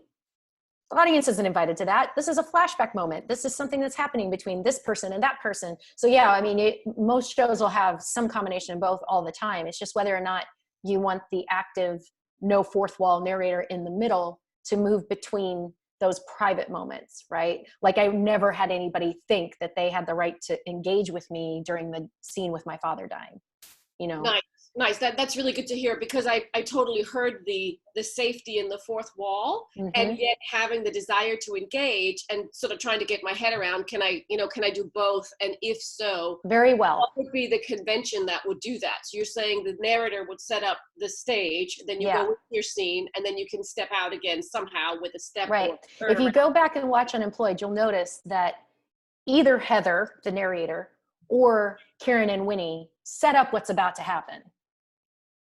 They say something that lets us know, oh, wow, we're about to go meet some dude. right? Or we're about to be back, or we're headed to the Navy or whatever. So they're giving you enough information that the scene, when it starts, you have enough context to play with these characters and see what's happening, these other people. But it's very clear it's not the same. And then, and Jess will talk, I think we talk a little about some technical devices in terms of your characterizations that you teach the audience when you're in a scene and when you're the narrator. Mm-hmm. And part of that's your writing, but part of that's the way you stage it, that you start to teach them what the game is, that this is what it looks like when we're having a flashback, and this is what it looks like when I'm just talking to you and telling you what's going down. Great.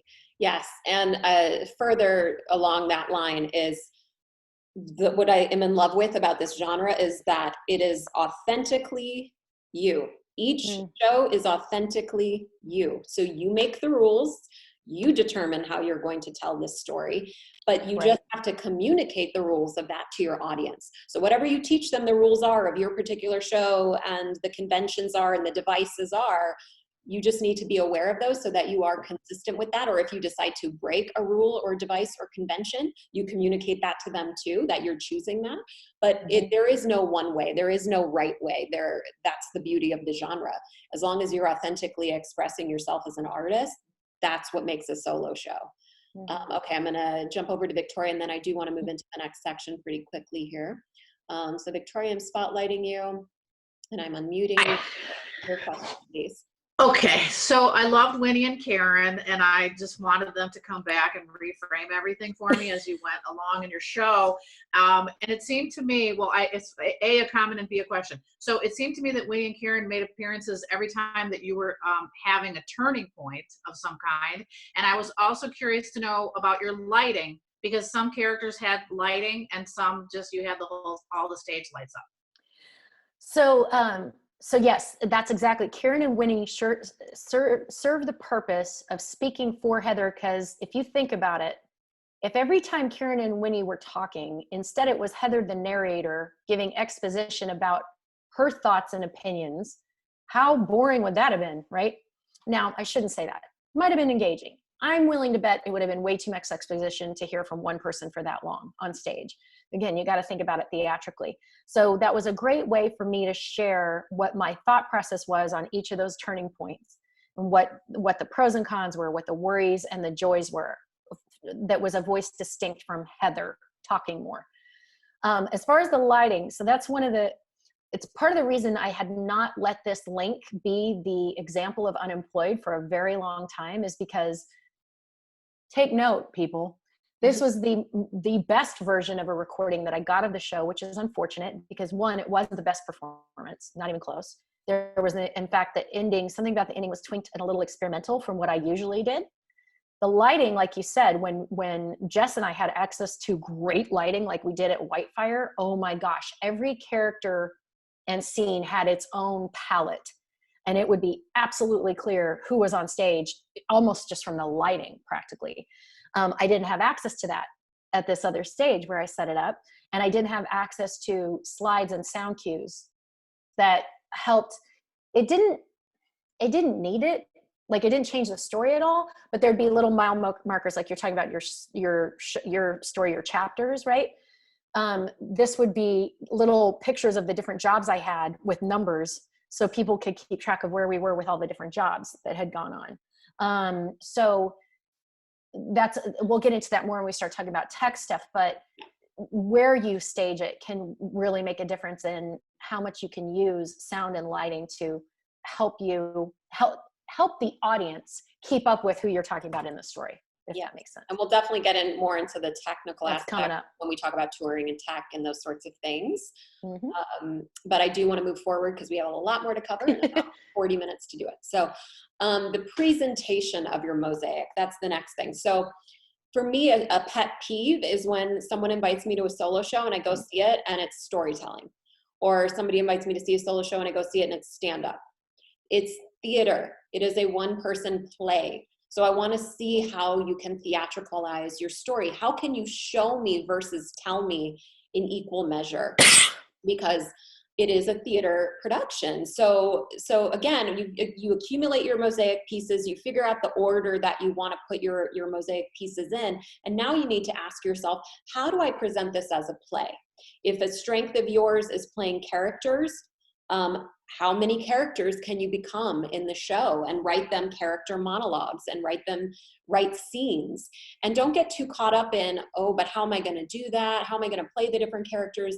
I'm a big believer in write the story the way the story is supposed to be told, and then you hire a badass director to work with you and an acting coach and whatever team you need to help you bring it to its fullest fruition, and trust in yourself and trust that you can accomplish it.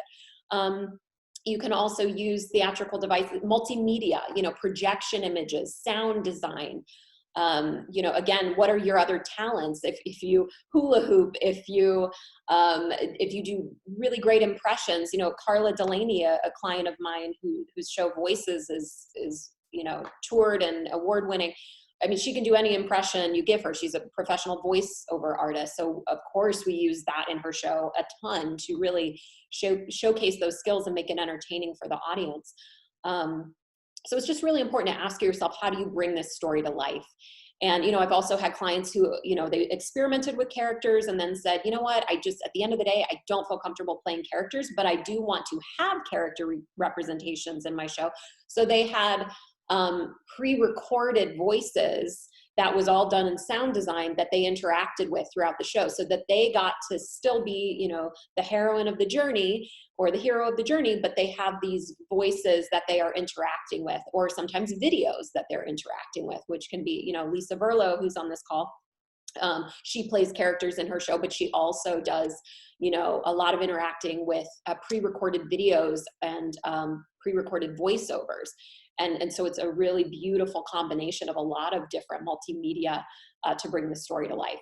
Or poetry, or dance, or singing, and Kamakshi's, Wild at Heart. We have a live musician on stage, and Kamakshi sings and plays characters. So I'm just throwing a lot at you. There's not just one way to do it, but you have to ask yourself, how do you make this a play? How do you make it entertaining? It's not just storytelling, and it's not just stand-up comedy. Heather, any thoughts on that? Heather, did I lose you? Oh, where did Heather go? Oh, she's muted. Let me unmute her. There we go. Somehow I got muted. Hi. Yes, ditto everything you said, that make it your own and figure it out. Lisa's show's amazing, and I would have never been brave enough to go into that kind of tech design. But I do want to say it's a true story. I know some of you have heard of it. When I sat down to work with Jess from the solo theater I had seen, I looked her straight in the face and said, I can't play characters. I don't know how to do that. So we have to figure out a way to tell the story without me playing any characters. And she lovingly said, I understand. Just write the story and we'll see how it wants to be told. And so we kept writing the story and writing the story. And all of these scenes came up that had all of these characters. And it was amazing that even as it started to come together and I would just be reading it out loud, I started to find characters. And I am not kidding you that I did not think I was capable of playing characters. And it was something that I learned. And, Jess, maybe that's another workshop that we could do on how to find your characters for people who do want to find characters, because it was something I found my way into, but it was because of what I wrote. In Unemployed Finally, if you include the narrator, I played 40 characters.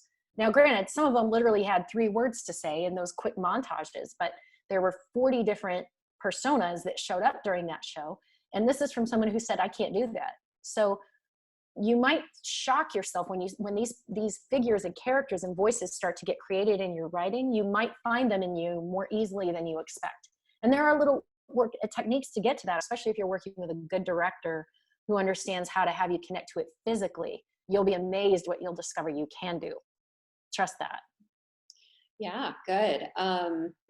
Let's see, what else did I have on that list? And engaging with the audience, interacting with the audience. One of my clients in New York, Mindy Fradkin, she's not particularly interested in playing characters, but she is such a character herself. She is like a very memorable woman when you meet her.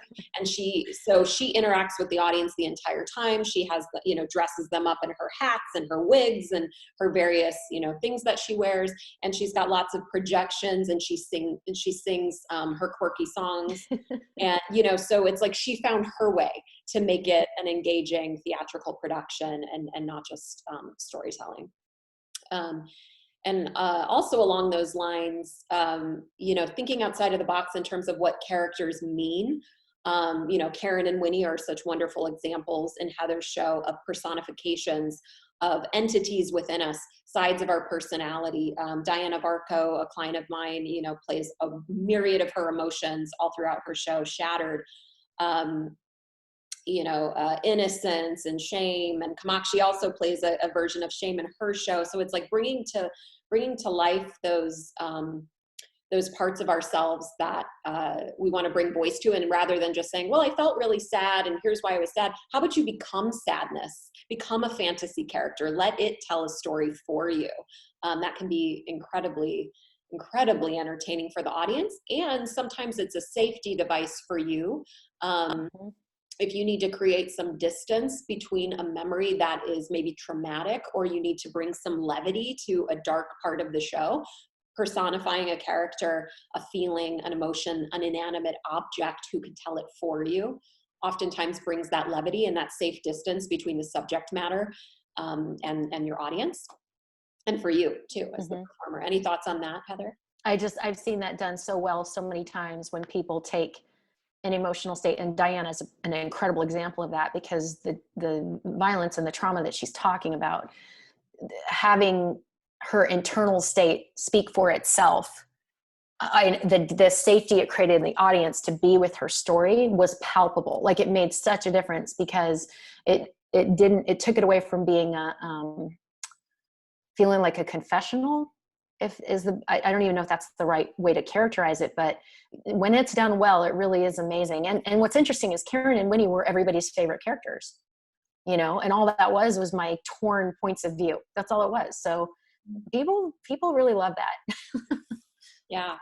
And a lot of times there's clues in your writing. If you're writing and it's like, he said this, and then I said this, and then she said that, and they did X, Y, and Z, it's like, okay, that is a scene. You're telling me what everybody said. Just do it. Just show me. Go back into and don't have narrator interruptions. That's what I call it anyway. Which is the he said, she said, they did. Narrator should leave. If there's a scene happening, narrator needs to get the hell out, and the people involved in the scene just need to recreate the scene. Narrator isn't needed, because if the narrator sets us up with a strong intro that tells us where we are, who we are, when we are, what's happening, we can just go into the scene. The audience has the information they need, and they can just sit and watch, and then really escape into the memory. And Heather's show does that. We have the narrator intros, we go into the scene work, and then we have the narrator outro. What do we feel about what we just saw? How are we now moving the plot forward after what we just saw? Mm-hmm. Never repeating. It's not about repeating what you just saw. Right. It's okay, that happened, now what? Mm-hmm. And then we can move into things, also along the topic of theatricalizing and bringing our stories to life, is our set design, is our wardrobe, and certainly lighting and things like that. But yeah, how do you want your set designed? And you can, yes, work with a director on that, and we'll get into that in a moment as well. But do you want it to be very bare bones, or do you want it to be very elaborate? April Wish's show, My Mommy, that I mentioned earlier, we intentionally cluttered and littered the stage with kids' toys, because it's supposed to be about how in the midst of all of this clutter she is in her daily life as a mom, and like, where is she in the midst of this mess? That's what it's about. So we needed that representation on stage, whereas you saw in Heather's show, we've got like a block, a chair, it's very bare, minimal, because we're going through all these different flashbacks, and we wanted it very clean and very simple and tourable as well. Anything to say about that, Heather? We'll get into it as we move on. Sure. And same thing with wardrobe. I get asked that a lot. Well, what should I wear? What should I wear for a solo show? Traditionally, I would say you want to wear something that is as neutral as possible. Now, this isn't a blanket statement, because sometimes there's exceptions to that. But essentially, if you're going to be playing 40 characters or 10 characters or whatever it is, you do want to be somewhat of a neutral canvas so that your body is able to really morph and you're able to be a chameleon, and people can kind of forget about you for a second and really believe the character that you're portraying. If there are quick ways to do wardrobe changes, if there are quick ways to pick up props and it's not going to be distracting, but it's going to serve the story that you're telling, then for sure you can involve those things. But you don't want to be sloppily putting things on and handling props in a messy way if it's not necessary, if it's not going to actually make the production better. Let me just look at my own question. So I'll comment on that then. So I know for me, the slides that we ended up doing in the sound cues added something to the show, but it didn't have to have it. And for me, with it being my first show, that was really important to me, not because at that time I had any dream of touring the thing. Back then, I just wanted to get through it, right? Like survive the first couple of performances. But in my head, I couldn't get around adding anything tech to it that didn't have to be there.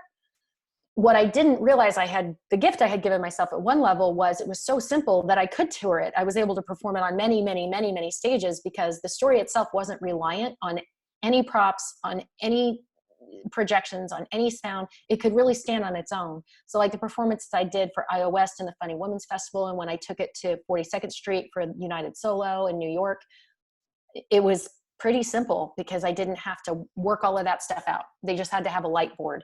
And like you were saying, Sylvia, even if it was just lights up and down, it could work that way. But on the flip side, it is, for those that brave it, simple is tourable.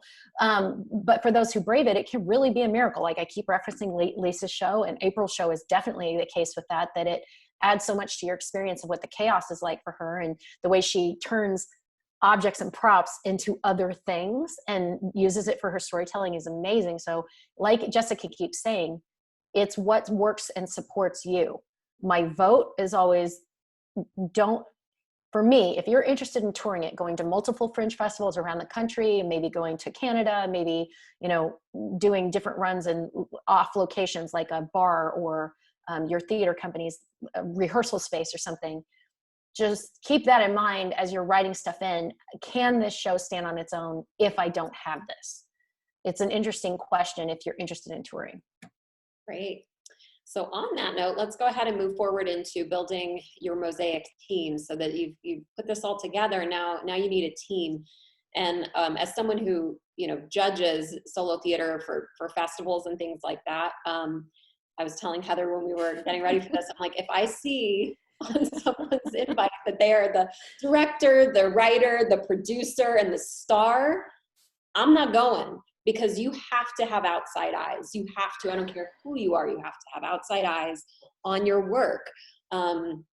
It's important. Otherwise, you can't possibly know for yourself where the holes are, where the questions are, where the things that resonate and don't resonate are. It's not going to be a good situation. So that said, you want to have your team. And I talk about, you need your time in your creative cave where you are by yourself and you are led by your own intuition and you are standing firm in your own truth.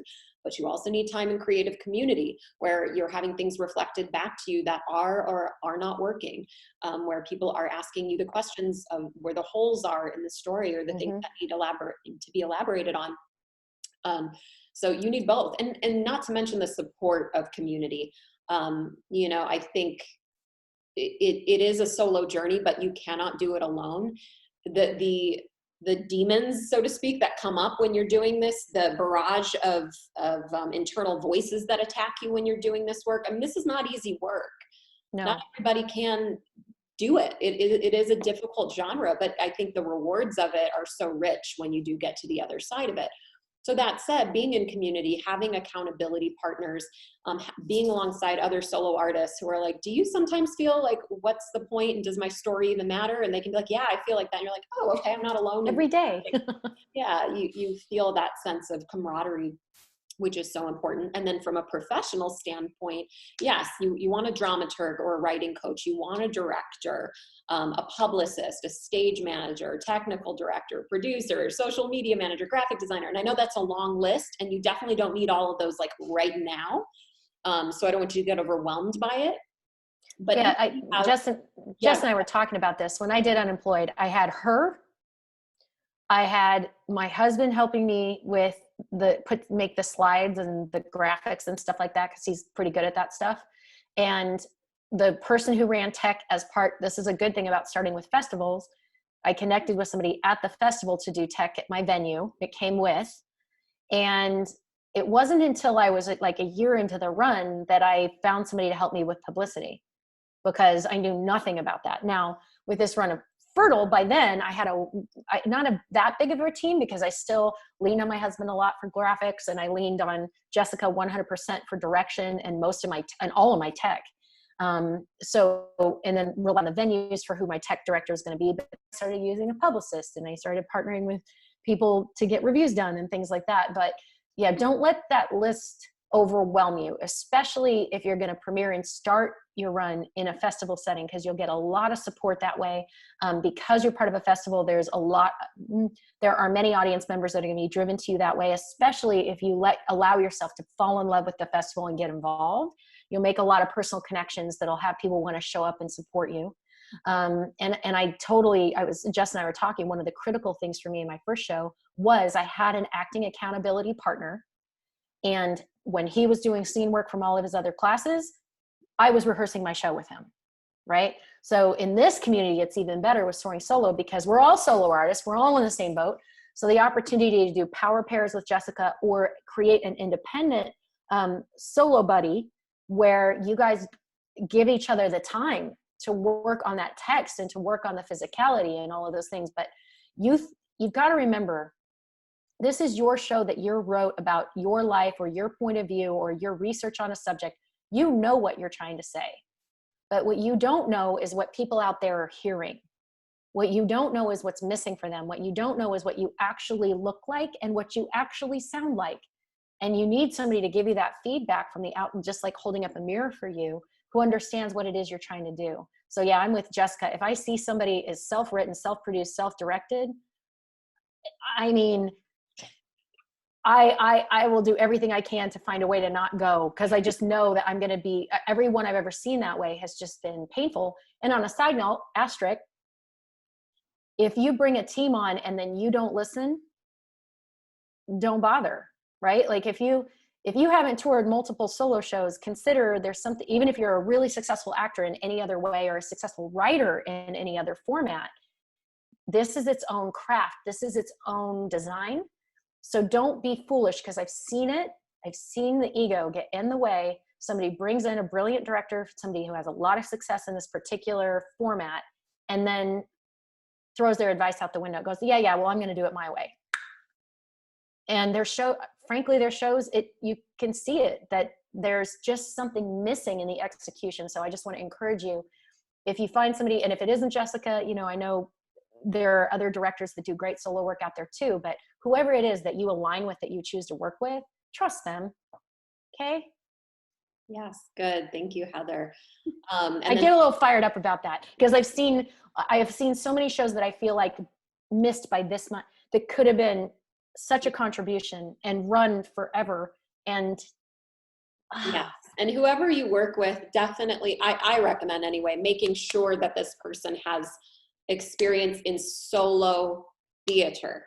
It is unlike ensemble theater in so many ways. Yep. And you do need to know that somebody understands how to make that clear, that there is clarity all throughout the show for an audience in the solo theater genre. So whoever you're interviewing for those positions, just make sure that they have at least some experience in that. Quickly, we'll go to Johnny, and then we need to move into our next section. Let me spotlight Johnny and unmute you. And Johnny, what is your question? Hi, Johnny. My question is more of a statement, I guess, because when I first started this journey, I guess this is just for myself, just to spit it out, was every time I got corrected, my brain was like, wanted to argue back. And that's where you came in and helped me out. You're like, Johnny, I'm not here to correct you. I'm just here to, I'm just echoing everything that Heather said, and everything that you guys are, this is so helpful, like really helpful. And that the fact of you're not there to correct us. You're there to literally help us. And so my brain had it's like, okay, I don't need to make uses. I just need to listen to what she's telling me and do it. And that's been so helpful. So thank you. Connie. Yeah, and to that end, I would just say that whoever you work with, this is one of the things that is so special about solo theater versus a different kind of play. In a different kind of play, yeah, the director does call the shots and does say what happens for the most part, and usually does have some sort of superiority in terms over the cast and things like that. In a solo show, it is really a dance because you are the writer creator. This is your show, and your director needs to help to serve your vision. And but there does have to be that malleability of going, okay, but I do want to hear some outside perspective, and that dance, that back and forth of, at the end of the day, when you lay your head on your pillow at night, do you feel good about the story that you're putting on stage? Does it feel authentic and good to you, that taken in the insight from your creative team, but you feel good about it? So it is that balance of listening to others, but also at the end of the day, making sure you feel good about what you're putting out there. And somebody in the comments had mentioned about the finances of this and hiring a team and all of that. I mean, we're not going to spend a ton of time on crowdfunding, although I've had many clients do that very successfully on the various platforms of crowdfunding. And I think, to me, the biggest issue with crowdfunding is not that people don't want to give, it's that you guys don't want to ask. That there is something deep within us that is like, I am not worthy of asking that people help me tell my story. And so usually that's the biggest obstacle is spending time with yourself to go, no, I am worthy.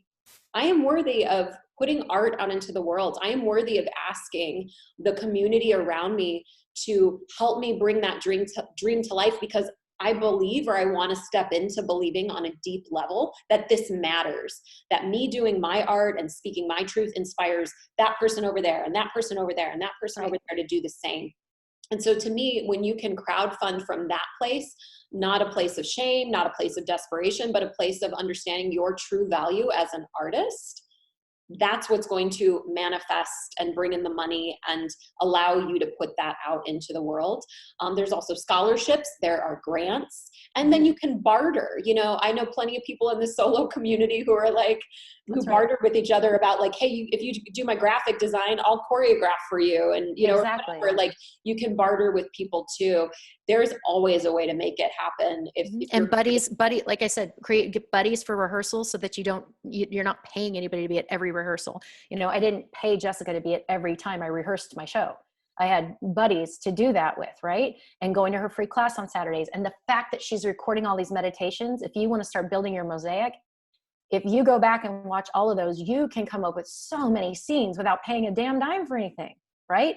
If you get into some of the festivals like the Hollywood Fringe, the workshops that they do about self-promoting and how to get involved, I mean, and those are free. The ones that are teaching you about Fringe are free. And bartering, I mean, there's so many graphic designers in our creative world that if you're like, listen, I will sit with you and I will run lines for 3 hours if you could help me with this damn graphic. I mean, there's, like she said, there's crowdfunding is a way, and don't step over also being a request for support in a practical way that has nothing to do with money to get stuff done, because you can.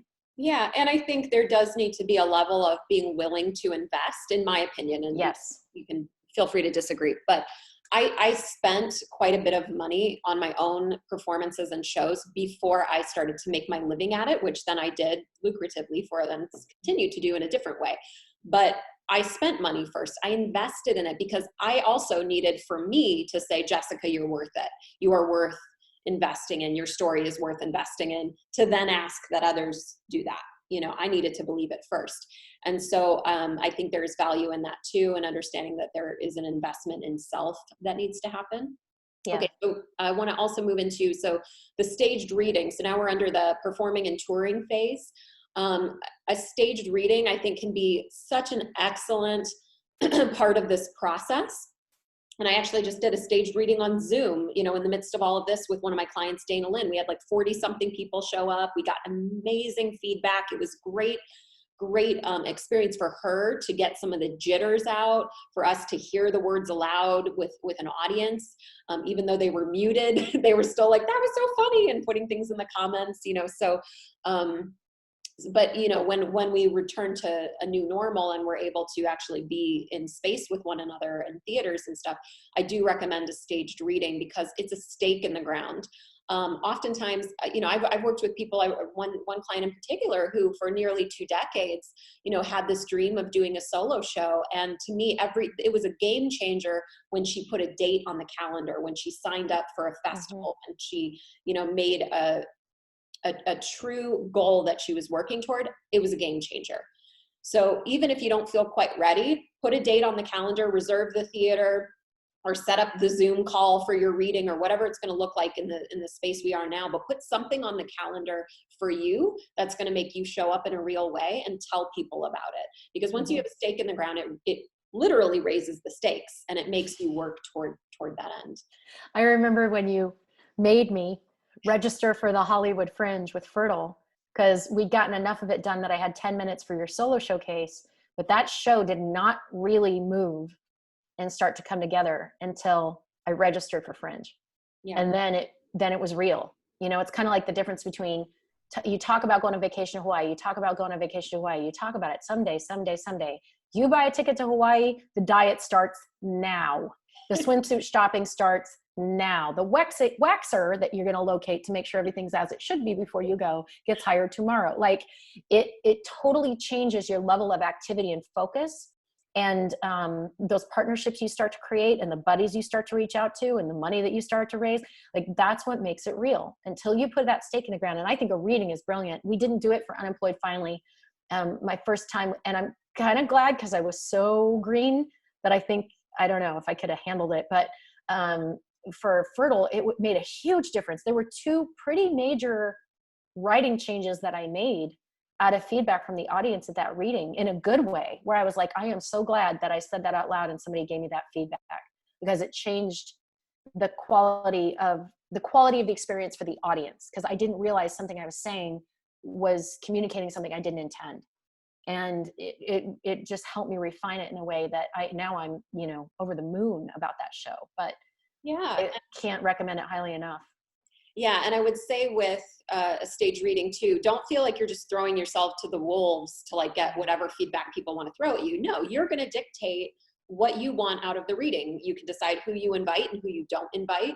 You can decide what the rules are of engagement in terms of the feedback. You could say, I mean, for my free class, I have very specific rules of engagement. You are only allowed to give praises, and you're only allowed to ask questions about things that were unclear, or give safe space concerns. So similarly, in a staged reading, you could say like, guys, what I'm doing this for is really just to like feel encouraged. So if you could just tell me all the things that worked, that you loved, that's what I need. Or were you confused about anything, or whatever it is. And some of us have a thicker skin and can say, okay, you know what, just give it to me. What did you love? What did you hate? I just want it all. You know, so it's really up to you what you want that to be. And you'll remember, Jess, I got some feedback about the ending from people from the reading that were very dissatisfied that it was so open-ended and left them grappling with something and left things unanswered. And I was like, good. You know, because that, again, I was very clear what my intention was. So that's why a reading, then you'll know if that feedback is forwarding your intention or not. And so the stuff I heard that kind of took away from what I was intending, those were things that were useful that I could adjust. But the thing that I was like, well, good, I'm glad that you are so uncomfortable thinking about this. Excellent. Good.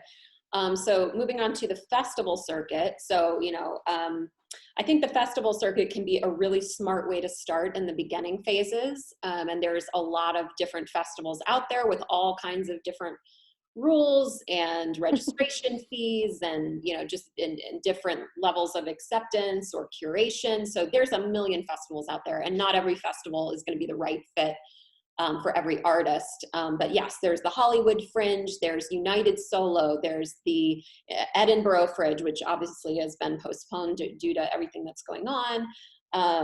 There's the even like the Aspen Fringe now. There's like the Aspen Comedy Festival. There's the LA Women's Theater Festival that I sit on the board for. There's so many, you know, there's so many. And I'm a huge fan of starting in the festival circuit, especially the fringes, because what I find with fringe festivals is, as Heather was alluding to earlier, there is the built-in sense of community. If you get involved in that way and you really do get to know everybody, you're with other artists and you're surrounded by that. So you're in that energy, which helps keep you going on the days where you're like, do I really want to do this? Do I really want to be this vulnerable? Does anybody care about my story? If you're in community that is supportive, you have that built in. And not to mention the hand-holding that goes along with, okay, and your graphic design is due by this date, and you have to have your technical rehearsal on this date, so have all your tech figured out by that point, and all those things. You learn real quick what the requirements are to have a show that is ready. To produce a show, yeah. To produce a show. It really does teach you how to self-produce in many ways, because a lot of and Solo Fest, I can't believe I mentioned Solo Fest for Whitefire. It's the largest solo theater festival on the West Coast. And we're doing Stream Fest, I should mention. We're going to be starting that hopefully in May, which is an opportunity to do your show streaming. So anyway, but I think the festival circuits are just a really smart way to go, especially if you're new, but also if you're just trying to build your resume. And again, going back to investing in yourself before others are expected to invest in you. When you're doing the festival circuits and you're invested in being a part of the festival circuits, the ones that maybe you do have to, put money down for, you're just setting yourself up to get those resume credits that I think a paying institution, like when I finally moved into more corporate gigs and college and university residencies, I had the resume at that point to warrant that. They could go, oh, okay, well, she's done all these international festivals at this point, so I'm going to pay her money to come to my university and teach my students about this. So it is just, if you think of it also as resume building and kind of just getting those credits to be taken seriously as an artist, it can be very helpful to have those accolades. And not to mention the fact that reviewers and people who give awards and judges and things like that, the audience reviews that you'll get, you can really build out your press kit and your awards and exactly. things like that, accolades. That was the reason I was able to successfully keep Unemployed going, was because of the initial reviews and awards that I won and was nominated for at the Hollywood Fringe. Well, why did I get reviews and was nominated for awards? Because I jumped into the Fringe wholeheartedly and got to know people. And so they wanted to support me and they wanted to see my show, right? I got my first theatrical agent from the reviews and awards I got nominated for at Fringe, and she didn't even see the show. But it was because I was able to say, here's what happened with the show that I wrote. It was like, wow, that's great. Now, that show could have been awful. She has no idea. But the point is that it gives you a springboard to keep going. It helps you create momentum so that you can keep going on to these other events and have something to talk about in your press releases when you do have a chance to hire a publicist and you do go to Solo Fest or you do go to New York. You have something to build on. So I'm a big fan. It's a tricky thing, and that's probably a separate workshop of its own, of how to solo at a festival, because it's different, very different than it is for a regular play with a big cast or whatever. It's a whole other beast. So there's another one, Jess. So I see character work and I see solo festivals as, other things we could offer, but it can help you launch a lot of things. Yeah, and not every festival, don't hear me that you always have to invest money to be a part of every festival. Some you do. And then some you don't. The LA Women's Theater Festival, for instance, we charge you for the submission. There is a submission fee. But when you're one of our selected artists, we offer you a stipend to perform. We provide your technical rehearsal for you. Like, we do want to honor you in some way, shape, or form monetarily, as an artist. So there's that, or the Black Magic Festival in Amsterdam that I was invited to perform in. They flew me there. They paid for everything while I was there, and I got to bring someone with me, so I didn't have to pay for that. Or the Thespis Festival I did in Germany, they again paid for everything. And Les Kuykendall, another solo artist we know, he makes money doing fringes across Canada. Yeah. So I think, just again, research what are the different festivals, what does it require to be a part of those festivals, and is it the right fit for you? But just know in the beginning, if you do need to invest, there's nothing wrong with that or shameful in that. It's investing in yourself and trusting that it will come back around again at some point. for you. And then that kind of brings us to independent runs. So Heather was unemployed. Finally, she did the festival circuit, but she also did, what was it, a 6-week run at the Whitefire? Yes, I did. Yeah, so she did a run over at the Whitefire Theater, which was not really produced, I would say, by Brian. I mean, he was like the producer in the sense of like Ish. it's his, yeah, ish. But really, it was, you were Self. producing it, and yeah, and there were a lot of lessons I learned from that, and I think that's one of the most important things as a solo artist is you don't know until you get in. You're not going to figure this out until you get in, what it's actually going to take. And then you've got a huge community of people who love you, who respect what you're trying to do, who believe in your storytelling and that it matters. And you come to us and we'll do the best we can to support you through those early lessons. But you can't, this is a learn by doing thing. There's only so much data that you're going to be able to gather. So I won't go off on a tangent on that one. But as far as a private run, the key to it is anywhere that you can plug into festivals and local opportunities to do the work is going to give you the springboard to talk about it, to sell a private or an independent run. So you got to kind of like show that you have something worth seeing before you put it somewhere that you're going to ask people to pay a premium and be there just for you. So, you got to start where you start. I would not suggest that you get it in your head of like, well, you know what, I'll just do in my own independent run. I have a friend that has a theater. It'll be fine. Maybe. Solo is a little different format. People don't always understand that kind of storytelling until they've experienced it. And it's once they do, they fall in love. I know that was the case for me because I knew nothing of it, but you're asking something when it's just you without a cast to promote that thing to fill seats in a sizable theater. So don't jump to an independent run. Okay. We promise not to do that. Start with something where you got to support. Okay. Yeah, and if you are going to, venture into the independent run, like Heather was saying, because it is a different beast, really take into account how big is the house of the theater. Like, don't go get a 150-seat theater, like for out your of the gate. show. Get a smaller theater, or what's great about Solo Fest over at the Whitefire, it seats about 90 people, but you get one day during that festival. So most people can pack a house for one day, or even if you have half of that full, it feels really rich. It feels full. Yeah. And, in the Fringe Festival, the space that I have my shows at, the Lounge Theater, it's 40 something seats. So it's not too small, not too big, still has the technical aspects that we need, but it's intimate enough for a solo show. So again, just really think about the space size and the technical aspects of it when you're looking for that. I see a few hands, so I want to make sure that I get to questions. Get to questions as we wrap up. Who did I just unmute? Or who did I spotlight? Oh, okay. Lisa, let me unmute you. I just wanted to say something and then ask Heather too, like what happened, because I can't stress enough how important it is to videotape your shows. Mm-hmm. Because from the beginning, because that's, and in times like now, it's like, all we can do is put them online, right? But I have videotaped every single show I've done. Wow. I have to say. And it's because maybe I can make something with it in the future. So I just want to know what happened, because, oh my God, your show was so amazing. And you're saying there was a better one. And how many did you videotape? And well, I think there were 2 that I videotaped. One of them, there was an error in the sound quality. The sound quality, there was a mismatch and we could never reconcile it. And then the only other time I did it was when I did the performance at TU. And I don't know about every performance. It depends on the resources you have access to. I mean, I'm pretty lucky in that my husband can shoot it for me if he needs to, but shooting theater is also a lot different. I will say that for me, the best footage I've ever gotten of my show has come right from Whitefire Theater with their live streaming camera and setup. That is by far the best footage I've ever had, because the technician knows the show and they have the ability to keep a close-up on you when you're performing.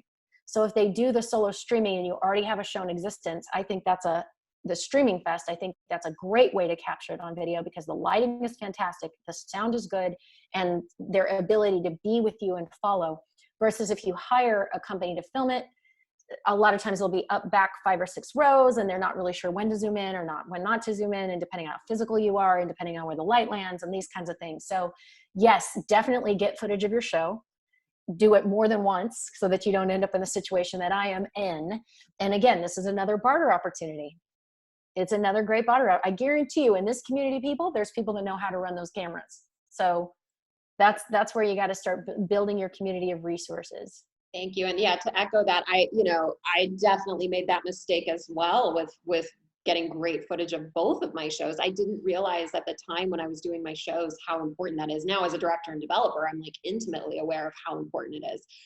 So I cannot stress enough how important it is to get that good footage, because especially if you're trying to make a living at this or market it in any sort of way, having awesome footage to cut a teaser trailer with, to send to a university, like, I mean, I sent my materials to universities, and thank God they like still brought me in to do it, even though the quality wasn't always that good for the versions of my show I had recorded, but it is so important. And guys, I just want to say we're probably going to go a few minutes over just to cover some of these. And hopefully, Heather, if you can stay on for at least a little while. I'm happy to be here with you guys for any questions you might have. We will stay on a little past, and if you have to jump off, we understand. We respect and honor everyone's time. But okay, Dan, I see you have your hand up. Let me unmute you, sir, and lower your hand. All right. Dan. Oh, can't hear you, Dan. How about now? Can you hear me? There he is. Okay. Long-time listener, first-time caller. So this might be a little bit too specific, but I'm interested. Obviously, in this forced downtime, I think it's easy to think like, well, I guess I should like write something. I guess that seems like not that writing something is easy. But it seems like with lots of downtime as a performer, I tend to naturally be like, I should write something.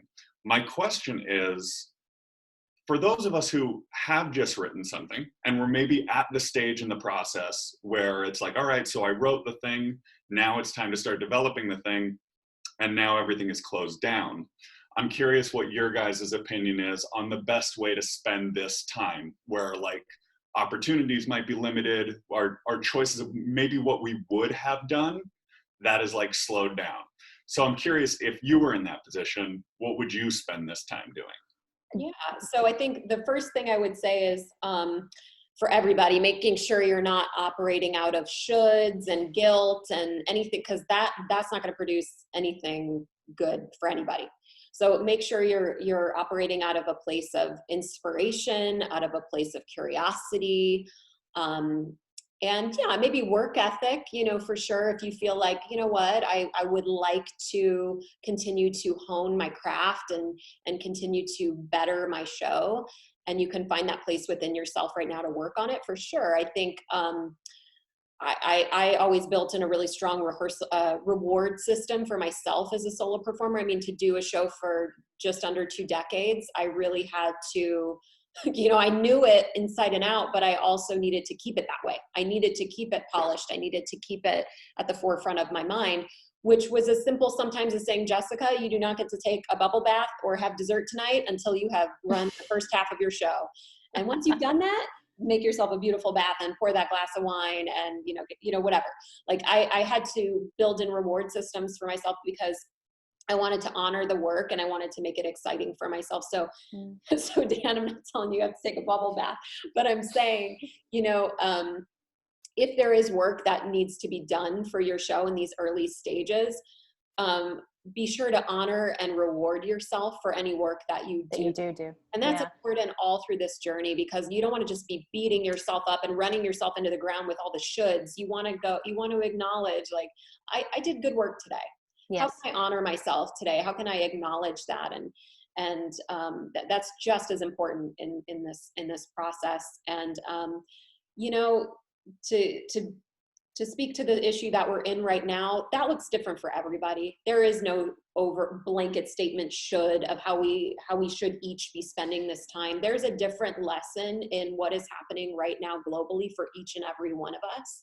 And we can only ask ourselves and, spirit or whatever is your higher power, however you look at that, but checking in with yourself and your intuition to say, okay, what do I need to learn and to do during this time? What is in it for me right now? And so Dan, I hope that helps you to some degree. Yeah. And I'd love to offer something too. So first of all, you have a fantastic show. Yes. By the way. Thanks. So I loved your performance already, but so how long has it been since you just sat down and read it? I just watched it the other night. I haven't read it in a while, but So here's a thought, because this is what I noticed with Unemployed, especially when I started doing festivals and like for LAWTF, where I had to keep cutting it and shortening it and doing whatever. I noticed how unattached I got to particular moments and got way more interested in the over arc of the story.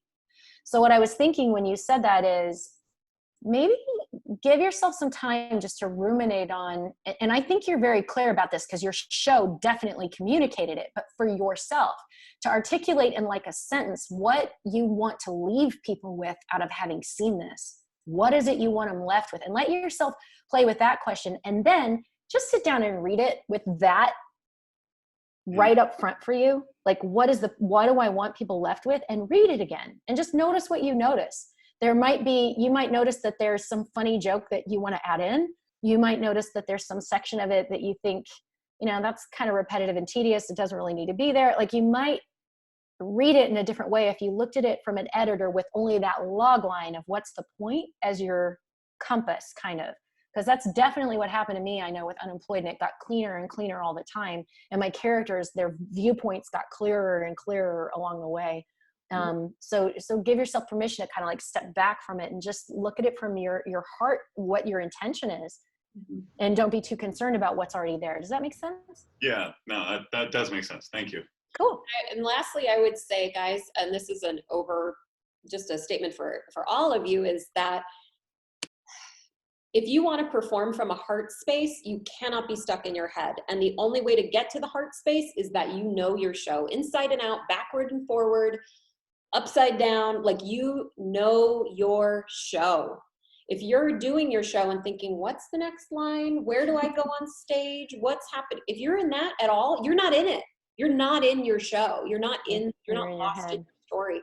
And so to me, sometimes when it comes to, rehearsing and things like that, knowing what we want most is to be free in our story helps motivate us to rehearse, because we're like, I want that freedom on stage. It is worth it to me to give up my Saturday afternoon right now and, or whatever day it is and run my show, because when I actually perform it with an audience, I want to be completely free.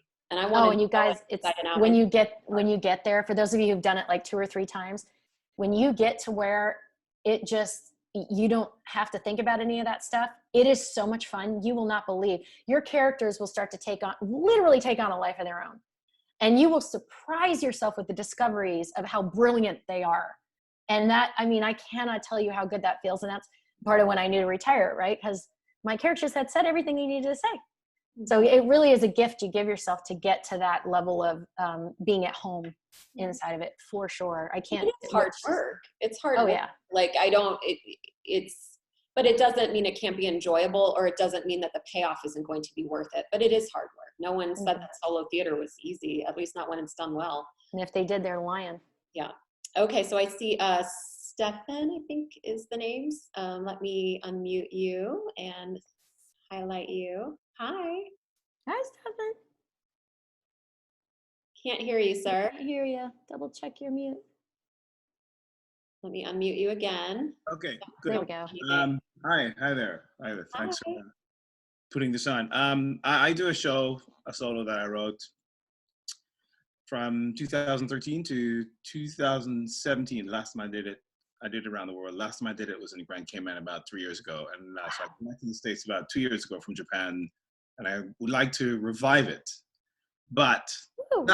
And I have this idea of shooting it with my director, who's here, Aaron Vera. We're making a feature film together. I want to shoot it like Dogville style and stream it on a website while I'm performing it concurrently at the Fringes, at independent performances, etc. What do you think? That's a good idea? So live streaming while you're doing a live with a not necessarily live streaming, but making it available to stream at all times, and do some runs on occasions. Heather, you have some thoughts on that? Ever done that? It sounds like you have performed this a lot, yes? Yeah, close to 100 times. Wow. First of all, freaking congratulations, man. That's first. Second is, now I'm dying to see it. Second is, how many viewers have you had in the US? Oh, most of my viewers have been in the US. I mean, I've done solo in New York. I had a run at the some theater in off Broadway. Wow. A couple of years. Well, then to me, it's like to me, the only reason to hesitate on streaming and it's why Unemployed never got released online, is until I was done trying to sell out theaters with butts and seats, I was not going to make it available in any online way, because I wanted people to come live and be in that experience with me. But it sounds to me like you have been there, done that, my friend. No, I haven't been there, done that. No. More needs to be done, because I haven't done it enough. But I'm thinking that, yeah, I had that idea too. That's why I was hesitant about it a few years ago. Yeah. But I think that concurrently you can develop revenue from it being both ways. Yeah. As well as performing it live. Yeah. Yeah, so I mean, Brian over at the Whitefire has been live streaming shows since way before this virus hit. He's been live streaming live shows. Mm-hmm. And, you know, one of my clients that comes to mind, Joyce Fiddler, had a ton of people, not only at the physical theater, but she also had all these people live streaming who were all over the world, international, that were tuning in. And so she was really able to have both of those things be lucrative for her. But I think she marketed it in such a way that she knew not to gear her local Los Angeles market to the live stream. She kind of kept that hush for them and really geared it toward her people who physically couldn't show up when they had an opportunity. So I think it's more about how you do the marketing and who you invite into which experience. Oh, good. Yes. That's where you come in. You'll give me some advice on that. That's right. And she is good. Thank you. Okay, so Pamela, I see your hands up. Let me go ahead and spotlight you, and let me unmute you and lower your hands. Okay, Pamela. Hi, thanks you guys. This is so informative. Oh, good. So the building the audience part, that team, you know, the publicists, boy, is that intimidating to me, because, you know, building your audience and getting people in the seats. When do you hire somebody? Is there a website to go to? How much are they? Am I too small for it? You know, it's like, when do you use a publicist? Yeah, so there's different publicists at all different levels and at all different price packages and price points. I will say the single smartest game-changing thing that I did with my first show, Oblivious to Everyone, was hiring a publicist. And I hired a really good publicist in New York, David Gibbs.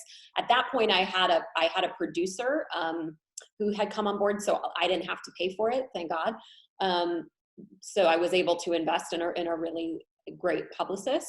But he was a game changer. You know, he got me on Fox 5 News, which I used to get into every college that I got into, and he got me tons of reviews and stuff. So he was less, and I guess it depends on the publicist you work with, but for me, it was less about getting butts in seats with him as much as it was about getting my press kit built.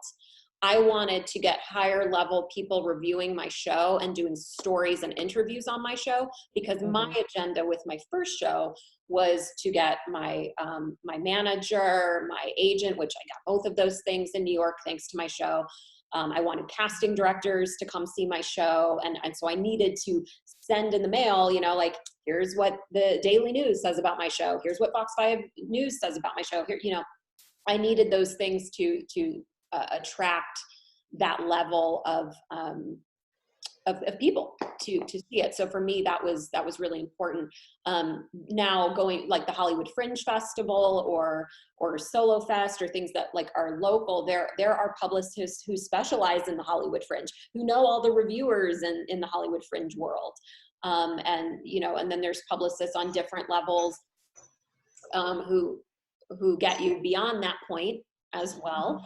So I think, you know, as with any team, team member, you need to interview, you need to see what connections they have, you need to see what their price point is, you need to look at the other clients. The reason I hired David in New York was I kept seeing this guy, this solo artist, who now it's been like, again, it's been over a decade, so I don't remember the guy's name, but I kept seeing this solo artist everywhere, in Backstage Magazine, in like everything I looked at, he was there. And I'm like, how is this guy everywhere? Like, what is he must be brilliant.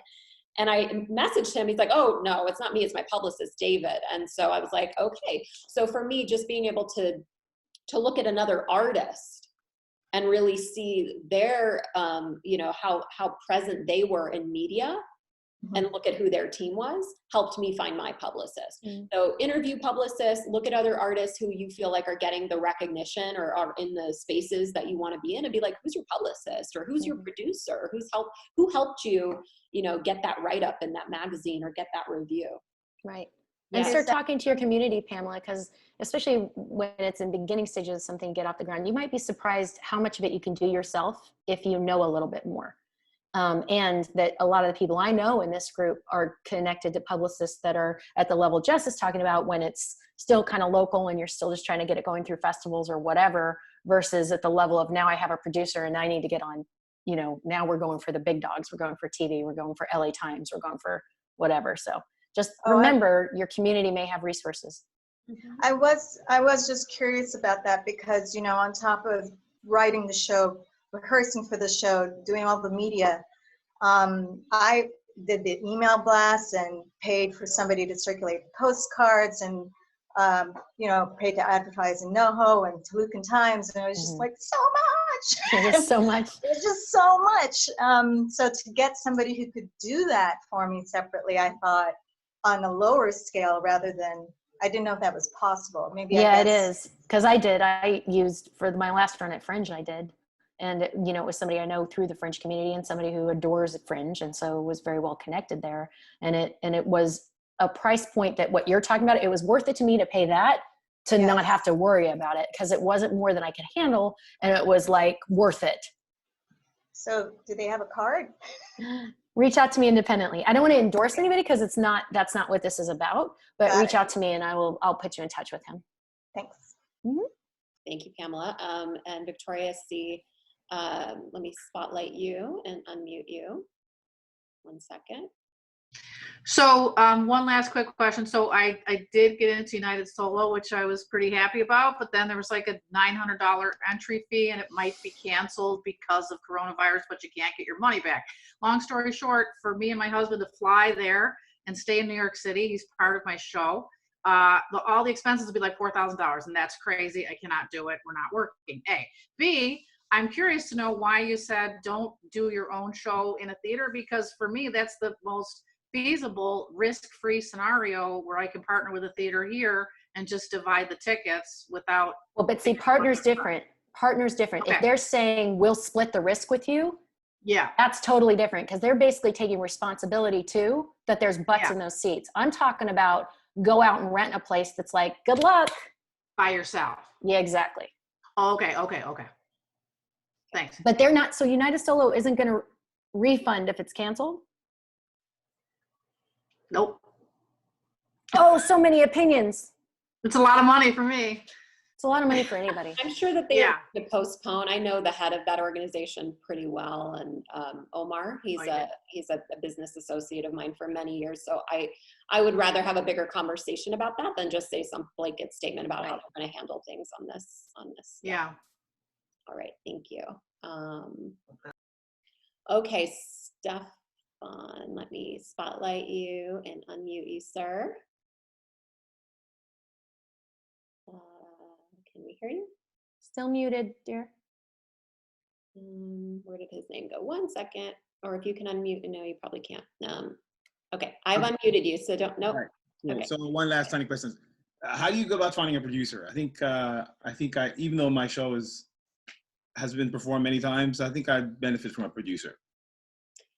Yeah, well, first the question is what kind of producer? Because producer means a hell of a lot of things to a lot of different, sometimes the producer is just the person who's doing your admin for you and organizing everything and keeping everybody, the director and the stage manager and like everybody in touch with one another, and they're producing in that way, or they're looking at other opportunities for you to perform. Sometimes a producer does none of that and they just write you a big fat check.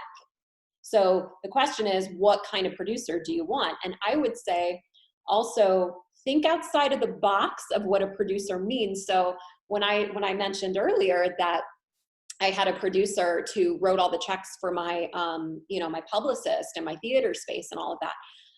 When I lived in New York City, I worked for a very well-known sports medicine doctor. I'm not going to name him now, but I worked for him, and he was a very generous man. He was very into the arts and supporting the arts. I don't actually know if he ever came and saw my show, but he passionately supported me. Wow. And so we used his production company as my production company, and he produced all of my shows. But he was not a hands-on producer in the sense of he was organized. He didn't know anything about what was going on other than wanting to support me as an artist. It was my job to handle all the admin stuff and put together my team. He just wrote the check for me. And so that's what I mean. Look outside the box. We have this like elusive kind of ambiguous idea of what a producer is. It could be your wealthy friend that would love to support what you're doing, and you guys make up a production company name with it and they're producing you. Like it doesn't have to look one specific way. It really doesn't. Heather, did you have any thoughts on that with producer? Just that this is why I love you so much, because one thing you can count on from Jess, and this is why I encourage everybody to work with her, is because even like her response to the United Solo thing, her ability to stand in the middle and look at all the possibilities of something and the different ways to get at something and the different ways things can go is, to me, the trick of it. So when she talks about finding a producer, she brings that same sensibility to it of like, let's step back and give up that we know what it has to look like and just consider, well, what if we did this? Or what if it looked like this? Or what if what we really need is X, then what are other ways to get there? So, and again, that points to why any member of a team that can bring that to you is useful, because if you get locked down into the way it's supposed to look, you're going to be in trouble. Okay. Yeah, and with producing as well, like Megan Ford Miller is someone who's done a lot of producing of shows that I work on, and for her, you're paying her to be the producer. You're paying her to do a lot of social media stuff for you, graphic stuff. And she's good. Many things. That's how she shows up as a producer. So she's not funding it. You're paying her, and then she's bringing to the table all these different organizational and marketing things. But like I said, with my producer, he was a monetary producer. He was not. I want one of those. At all. I want to find one of those. People keep saying, "Are you going to stage Fertile again?" I was like, I don't know. You got any money? So, or you have a community producer in the sense of you crowdfund, and everybody is let everybody a little bit to help move a project forward. And to me, that's where you get really clear on, here's my mission statement. Here's what my show offers to the world that I believe in and that I want to share with people. And that comes from a deep inner work of knowing your own worth and expressing that to people so that they do want to invest. They do want to be a part of something that's making a difference, and believing in ourselves and in our work in that way. Thank you. Okay. One more from Dan, and then I gotta go. Okay. We'll wrap up here in just a second. Let me unmute you, Dan. 1 second. Unmute. Don't push anything. Let me do it. Okay. Okay. Great. You're unmuted. Yes. Okay, great. Really quick. Thank you for taking my question, Heather. I was curious, when you did your fundraising, did you have a preferred, did you have a preferred platform that you like doing your fundraising on? And was it a platform where you offered like perks and in exchange for like certain platforms of giving, or was it just was it like give whatever platforms? Okay, so crowdfunding is a whole other beast, and I could talk for hours about. So for those of you who don't know, I raised about $30,000 for a comedy web series called Down the Middle. Go to downthemiddleseries.com and you can see my entire crowdfunding page. You'll see exactly what we did. Downthemiddleseries.com. Now, another one we need to do, Heather, crowdfunding. Yeah, right. I know, that's what I'm saying. There's 3. There's crowdfunding, there's character work, and there's, what was the other one? I don't remember, but we can watch the replay. Crowdfunding and character work. So I want to make a note of that. And Fertile. But that was specifically for something video. Okay. Here's my thoughts. if you are doing something video and film related, Seed and Spark is unbelievable. The founder of that company, it 100% exists for creatives. However, for theater and solo shows, I don't know that that's the right platform because they are really focused on distribution of film and TV. I vote no on GoFundMe only because people primarily use that for medical and personal crises type things, and that's what people think of when they see it. So for me, I think for a theater thing, Kickstarter is probably a good bet. The only problem with that is you have to raise your goal or you get nothing. No matter what platform you're on, you have to offer perks. Here's the trick about perks. Make it something that you don't have to ship. Make it something that you don't have to deliver. Make it something that can exist virtually. For example, with my crowdfunding, one of the biggest things I got was tickets to see my new show Fertile at the Hollywood Fringe Festival. If you contributed to my series, you got 2 tickets to da-da-da. And it covered the cost of what the ticket would have been anyway, plus some that I was asking them to donate. So it offset. So you're always getting creative about what could you offer. If you're good at drawing cartoons, that you'll do a caricature of them with their name on it and sign it for them and send it to them virtually or whatever. So that's, again, a whole other workshop. But I think if you're looking to do anything in the video world, Seed and Spark is phenomenal. If you follow them on Twitter and get to know them, what they're doing to keep independent voices and filmmaking alive is unbelievable. And I think, and it's just a vote. I know other people here have already crowdfunded. I know people have successfully used GoFundMe because you get whatever you raise. But to me, there's a certain at stakeness when people promise funds to your project and they know if you don't raise all of it, you don't make it. There becomes this burst at the end because they want you to get there. And it also makes you get really rigorous about what you're going to spend on this thing and what you really need. So I think there's an intentionality behind it that has it be more successful in general than some of the other platforms. That's just a vote. Okay. Seed and Spark.